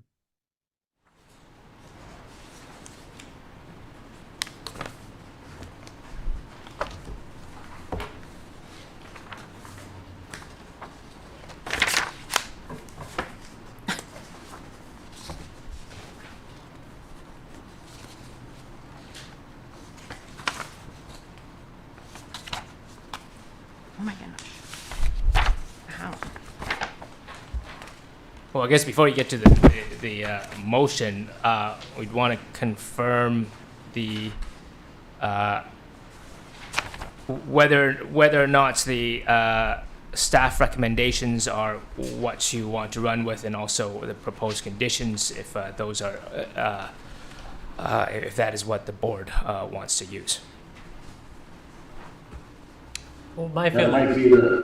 might be a good way to get there, because it sounds like the going straight to a motion is going to be overwhelming. So I'd like to make a suggestion that first we decide whether or not we find that the proposed density is allowable.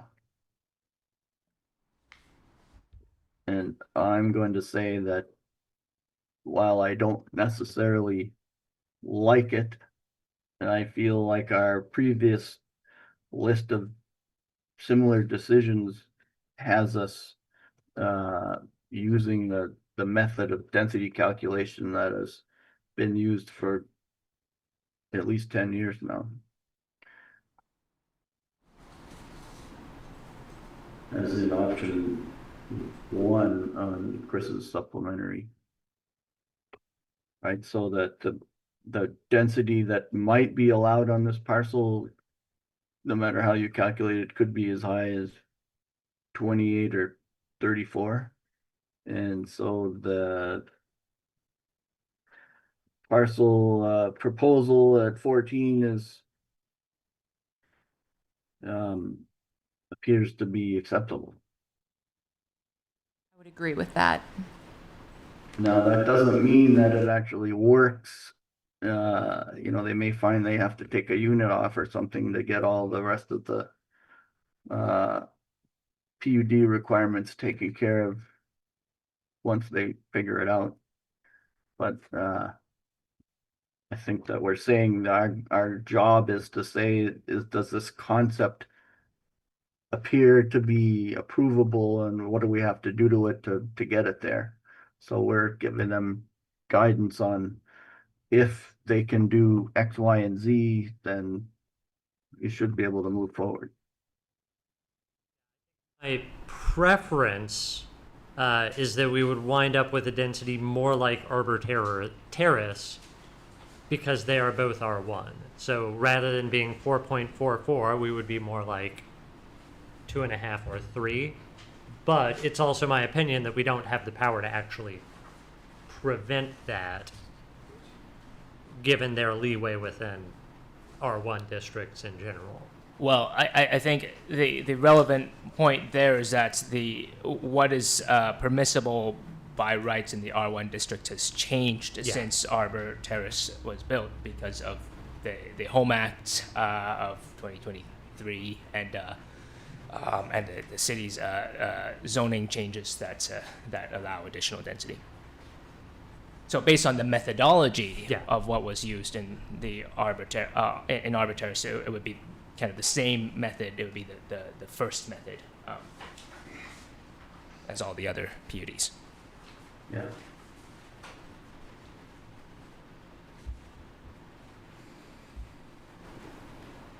Well, my suggestion is that we're saying we're going to stay in pace, in character with the previous decisions on how density was calculated, and not being fair to deny this in a way that was not used on other projects. So I'm gonna say that we're okay with that. Or it's going to be allowed, whether we're okay with it or not, that's how it works. Trying to go back to Chris's original recommendations.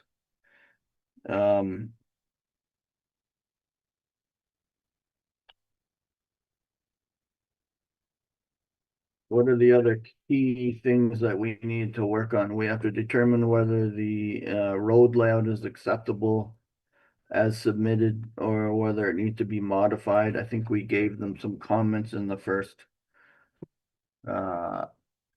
meeting having to do with sidewalks and crossing locations, and hopefully those are recorded in the notes somewhere. Anybody remember those?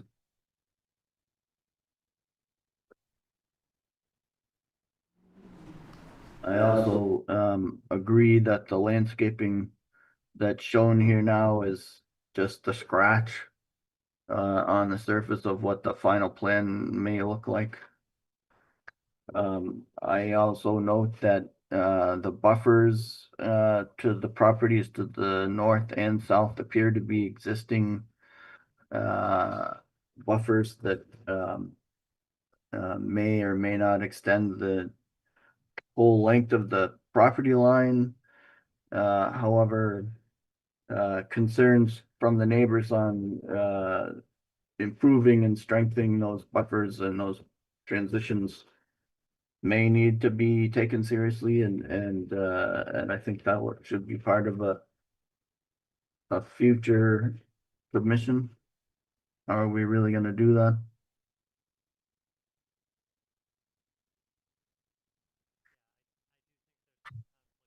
Hearing from the neighbors, there's going to be a balancing act between giving access to the amenities and having an appropriate buffer. And so I think that's going to be tricky for the developer to walk that line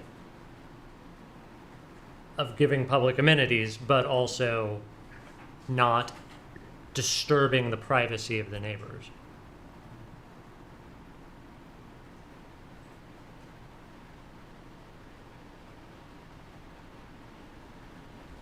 Yeah, and the primitive trail that's in Village Walk has been successful, mostly because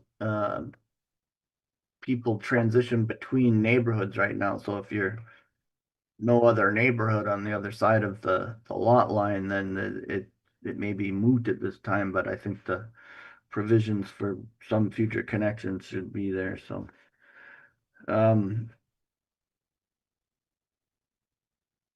I'm going back to Chris's list. The DRB should determine whether the applicant's proposed road design without curbing is acceptable. I've always heard that that was more of a municipal requirement or not. I personally don't care if they're curbs. And I think it's nicer to have flexibility that says some neighborhoods are curbed and some aren't for whatever reason. If the city standards require curbs, they'll end up having to put curbs in. Sorry, are you talking about the curbing within the PUD or along Old Colchester Road? I'm just reading your notes here. I'm not sure what you're referring to there. It looks like on the Old Colchester Road is showing curbing along the sidewalk. So that's the thing, like Old Colchester Road, because that's a public road, the public standards would fully apply. There's flexibility within the development for the DRB to accept a design that deviates because it's not really a public We road. talked about that a little bit, right? So are we saying that where the sidewalk is right next to the road, as in on Old Colchester Road, that you need a curb to separate cars from people? And where the sidewalk is not the edge of the road, then it's less important. Well, I mean, on the public road, it's certainly more important because of higher traffic speeds and volumes. Is there any curbing on Old Colchester Road now? I don't recall any. I think there is. There's portions of it that is separated with a green belt, and portions where there is no space. And actually, I'm looking at Street View right now. There is a curb. Yeah. Okay. All right. So we're talking about within the development, and I think our comments from the first time were hopefully those are captured. But that was if the curb is the edge of the road, that it gets it. The sidewalk is the edge of the road, then it's a curb. The curbs end at 54.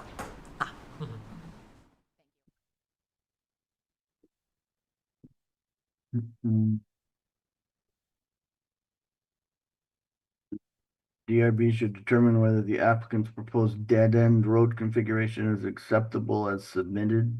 We decided we liked that. We weren't gonna try and imagine that there's some kind of grand scheme to have a street up the back edge. Stop me if you think I'm wrong. The DRB should determine whether the applicant's proposed private street designation is acceptable as submitted, or whether it should be built to public street standards consistent with its determination on street connectivity above. I think we just also answered that we think this is a private street designation is acceptable. I don't know if that's what the applicant actually submitted. Is that it's a private street? Okay. Any comment on that, board members? I understand that the city doesn't want to plow it.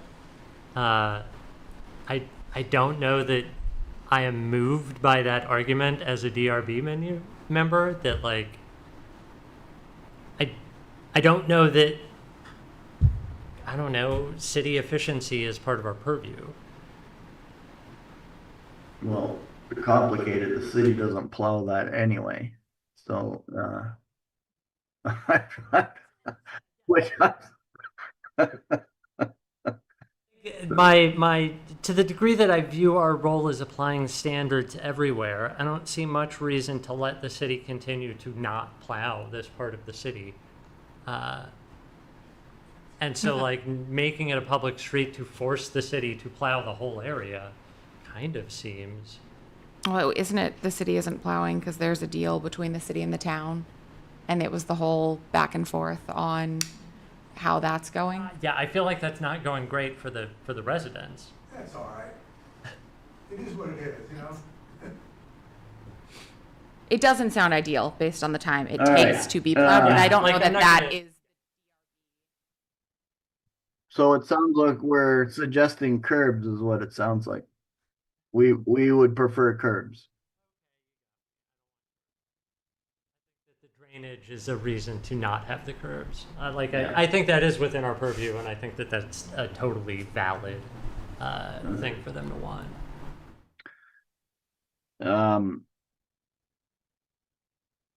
The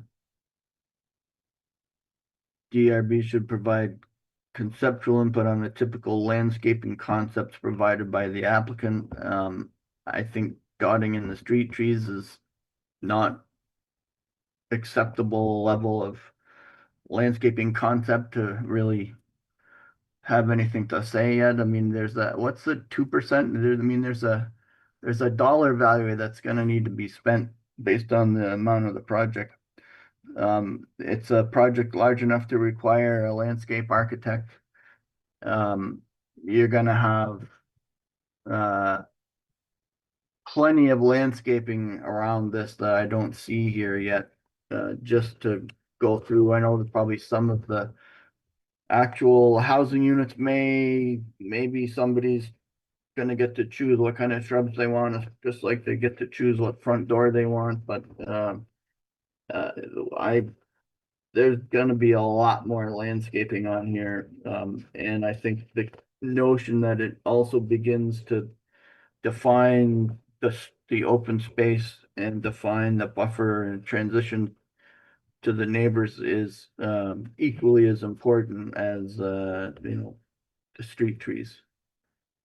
So I'm gonna encourage them to actually retain a landscape architect before we get too far into commenting on the details.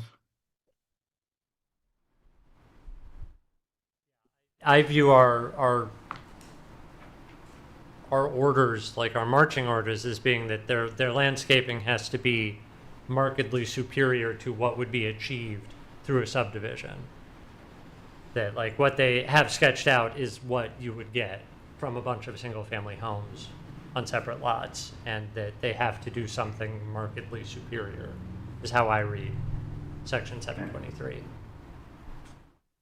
And they may have a higher burden since the neighborhood will drive a transition, right? So that intensity transition, if this is by definition the most dense thing on the block, then on the street, then they by definition need more transition to the neighbors than the other neighbors have to each other.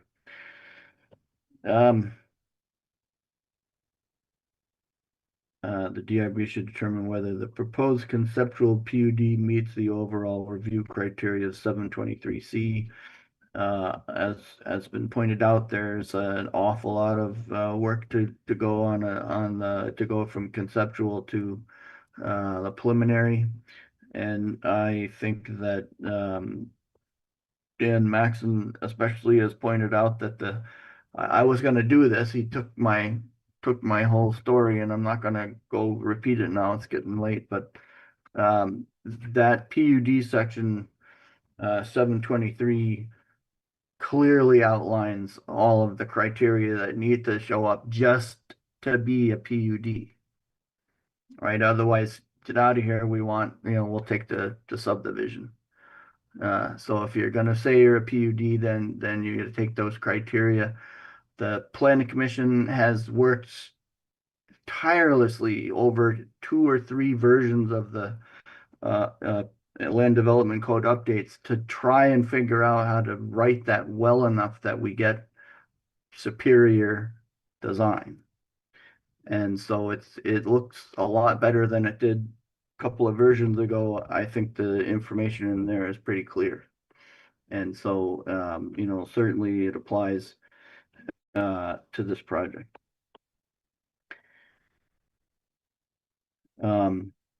Yes, Maggie? I said bless you. Um, sorry. The DRB should determine whether to require permanent dedication of the open space path under section 908, whether pedestrian connectivity measures proposed are sufficient or should be supplemented. I think, people end up walking where they want to walk. If you give them a path, like the primitive paths that actually connect the neighborhoods in my neighborhood are used all winter long. Nobody plows them, nobody shovels them. There's no maintenance. They're used because people want to use them. And they're I tend to like them. I've grown up with them that way forever. So I don't know that maintenance is really the issue. I think the issue is access and just having them, right? So right now, as is pointed out, if this is the only development that has this, it'll probably end up being used mostly by the neighborhood itself, but it will be used. And everybody with a dog is going to be looking for somewhere to walk the dog, and those that are more adventurous will end up walking the trails. So that's I don't know that they meet it yet. The things that I don't know about are again, it's where's the connectivity, where does it allow for in the future, and is that shown on the plans? And is this One reason why I brought up maintenance, I mean, there's surfacing, and if surfacing is not an issue, that's entirely justifiable. But just in terms of maintenance, I think the phasing of what might happen around this trail and in relation to it becoming more of a trail network in the distant future is that there are going to be many years where it's only going to be used by the people who live here, if at all. And if they don't really use it, and if they don't really maintain it, it might just grow over. And then if the next property redevelops and wants to connect to it, unless you write something in to ensure that it is, I don't know, at least bushwhacked or something, it might just disappear. This ends up having an HOA, right? Because it's that's a development that has common property. So the HOA we can review that and find out that certain minimums, brush hog it once a year or twice a year or something, if nothing else, that at least it's that can be part of the HOA. All right, so where are we now? We're saying that we will agree with the density based on the calculations that Chris put out for us that are similar to the rest of the calculations that have been made by this board and the city over the last number of years. probably the biggest decision we have in front of us. The rest of it is all, how do you actually make sure you're a PUD? So,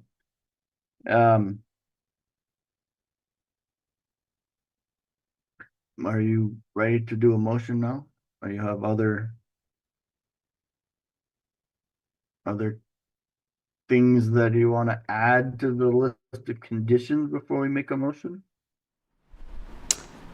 I guess I'm okay with it. Before, I had been a little confused because the new staff report didn't have a new motion. It just had the continued recommendation to make the motion.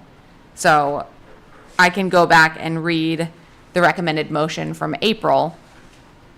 That's right, yeah. That's what I'm looking at that. Okay, which would be based on, I think, the proposed conditions listed from the April staff report, which is the lighting plan, street name per city requirements, landscaping to be reviewed by the tree advisory committee, record a pedestrian access easement on common land, utilities underground, and submit as-built plans to the city as required by section 915. So, plus additional comments made in John's review. But I move that the DRB approve the conceptual plan for a planned residential development with 3 duplexes and 8 single-family homes at 60 Colchester Road in the R1 district by Sterling Homes Property LLC agent for Louis C. Kalanges, owner. All right, is there a second? I'll second. And, I'm gonna say for further discussion, I'm just trying to, make sure that the additional conditions that we came up with are on the list of conditions. And I think that should include provisions. And I know Chris said, for the sewer, for example, that they have to design it to city standards. Well, I don't know what that means. I want to make sure that any person who's in any way going to benefit from this sewer line can tie in, right? Like all the ones that are currently living there and anybody that's reasonable to imagine may be living there in the future. And I leave that to the engineering side of the world to figure it out, but I don't want to ever hear about somebody says I can't get sewer, right? Again, because they've already suffered through it enough. So that I don't know how to write that as a condition, but the proposed development will enable other existing and future tie-in possibilities along its length. Works. Okay. Is it also appropriate to include something, maybe this is in the landscaping requirement, about improving the buffer landscaping for the properties Yeah, that, so in Yeah, a way, you so mentioned when that. we approve this, we're approving the concept, which yeah, is supposed to include our guidance for, Yeah. okay, if you're serious about this, these are some things you Yeah. really want to focus on. And I'd Okay. like to say that we've been talking about those tonight, but I think this density, intensity transition is a Mhm. real thing. I don't want somebody to say, well, I tossed in a couple of junipers and that's a show. I mean, that it affects building massing, it affects how tall things are, it affects fencing, it affects noise buffers, visual Yeah. buffers. It really needs to be a cohesive event from surrounding properties to this one and back out again. So that should be That should I be think if we included. Okay. reference the PUD requirements and Mhm. criteria, that hopefully will be enough. Okay. About a fence between them and this parcel and the surrounding parcels at this time, or did you want to leave it? I think it's been suggested by one of the abutters that, that's the type of protection they're looking for, and I think, the applicant would be well advised to work with his neighbors to find out, how they can best make this project fit in, and relieve some of the anxieties and concerns that they have. I think that we should recommend that they attempt to show on the drawings ways that this parcel will strengthen the natural existing buffers and prevent undue cross traffic where it's unwanted.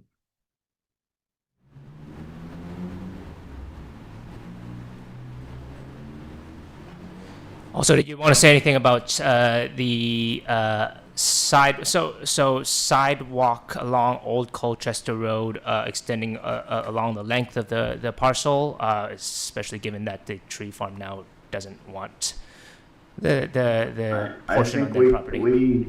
I think we require the sidewalk to be the full frontage of the development of the property.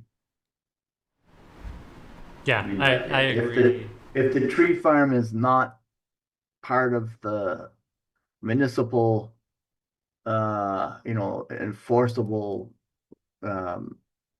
access way, and you can't get to it because you have to go 400 feet somewhere to find a hole in the hedge, then, we have to take the sidewalk on the street seriously and say, that's, if you haven't gotten into the tree farm property yet, this is available for you as a municipal offering. Yeah, I would. And would I that, would, sorry. Go ahead. Would that mean that the sidewalk would then go past, so cover the whole length of the project, including that? What I am not happy with is the driveway on the Yeah, we didn't that like duplex. that either. I'm also not really that keen on having the sidewalk on the street, I've always liked the little buffer there, but I know the sidewalk, where's the snow go when the sidewalk plow comes along and the street plow's already dumped all the street snow on the sidewalk? Assuming that anybody has control over the plows, that is, they don't plow the sidewalk and along my street edge, and there's just a giant snowbank there, and it's unclear where the sidewalk even might be. But the point is, when they do plow it, or the other side of the street, then, it's a battle between who's pushing the snow. The street pushes it onto the sidewalk, and the sidewalk pushes it back onto the street. So I don't know if there's enough room, and what the rest of I don't remember what the rest of the street looks like, but sidewalk, Proposed was a sidewalk right along the street where the curb is because you of really can't do it the other way utilities. without causing more impact. Yeah, there's a comment from the audience. Okay. The streets are plowed by the town to town standard, not city standard. So they're not plowed curb to curb. They are plowed right down the center of the road, 10 to 12 feet from the edge of the road. And then the sidewalk plow comes through and plows my yard. So, because he assumes that the sidewalk is offset from the curb, and he just drives right down my lawn and misses the sidewalk typically by 4 or 5 feet. So, I put the little yellow post in, and it doesn't make any difference. The only way I can fix it is to be there when he's there, and then to snowplow the, or to snowblow the street so that the plow knows where the curb is. But Yeah, this is why I haven't been too worked up that they don't plow my side of the street. The only downside is it seems the salt in the pile of snow that sits on the tree lawn seems to kill the grass.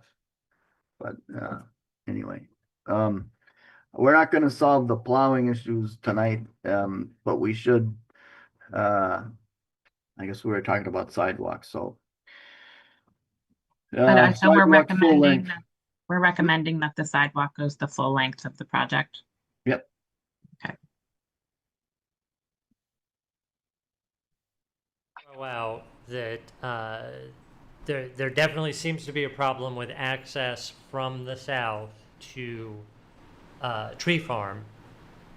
And if there is no entrance to Tree Farm here, if the entrance to Tree Farm is further south, then there's going to be a lot of people dropping their kids off on this side street, the kids walking down the sidewalk and entering Tree Farm from the south. To the degree that Tree Farm is a public entity, I would encourage the city to think about how Tree Farm can solve its southern access problem through this development.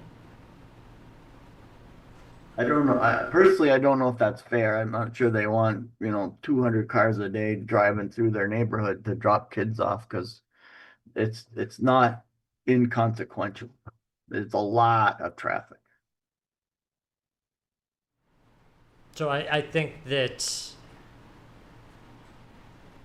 And- when we and think frankly, about there- pedestrian infrastructure and the entrance to Tree Farm, I think we want to be aware of how people are going to behave on those days. So the biggest benefit would be some type, because the Tree Farm parking lot is a big gravel parking lot, so it gets very congested in there. And that's why there is a drop-off loop on there, by the way, and so maybe if the Tree Farm had better management, and they weren't worried about, all the kids and how they were gonna get to the 200 yards away field, we'd be fine, but I think it's unfair to ask this neighborhood or any other neighbors to solve the Tree Farm's parking problem. I think they own that.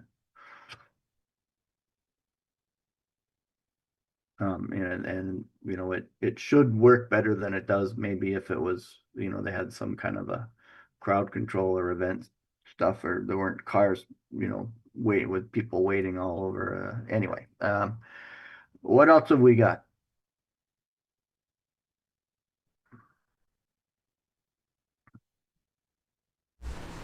We've had the motion, we've had the proposed conditions. We recognize that these are all things that the applicant needs to work on in order to come back with a updated proposal. Anything else to advise them on?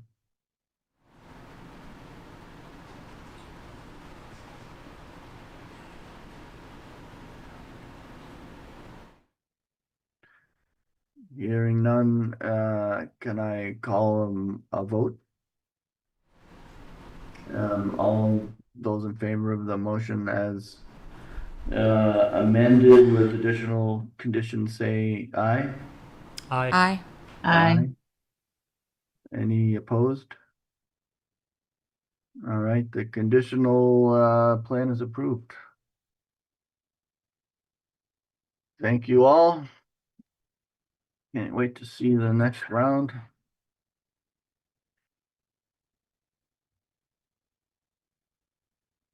And I appreciate everyone's input tonight. It's been very helpful to have participation.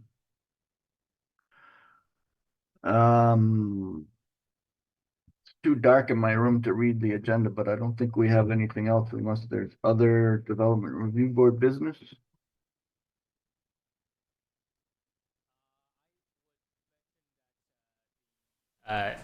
Draft form-based code is being developed right now. There is in the planning commission's packets, there is a first draft of it available for review.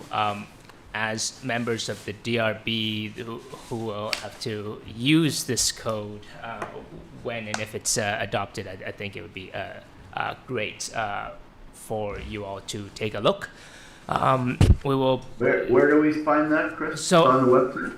Yeah, it's available on the website right now under the planning commission page. I will be creating a dedicated page for this with kind of the most interesting highlights, but it's already available there for your review. There's still some work being done on it with the consultants are making some tweaks based on the planning commission's comments, and it has not been warned for public hearing yet. Okay. So. Yeah, keep Awesome. an eye on That's a that. major milestone in most municipalities' work to try and keep it. We've been through the one in Burlington a number of times, and it's awe-inspiring.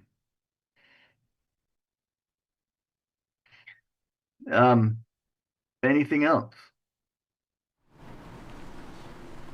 Thank you for staying so late. I'll adjourn the meeting at 8:58.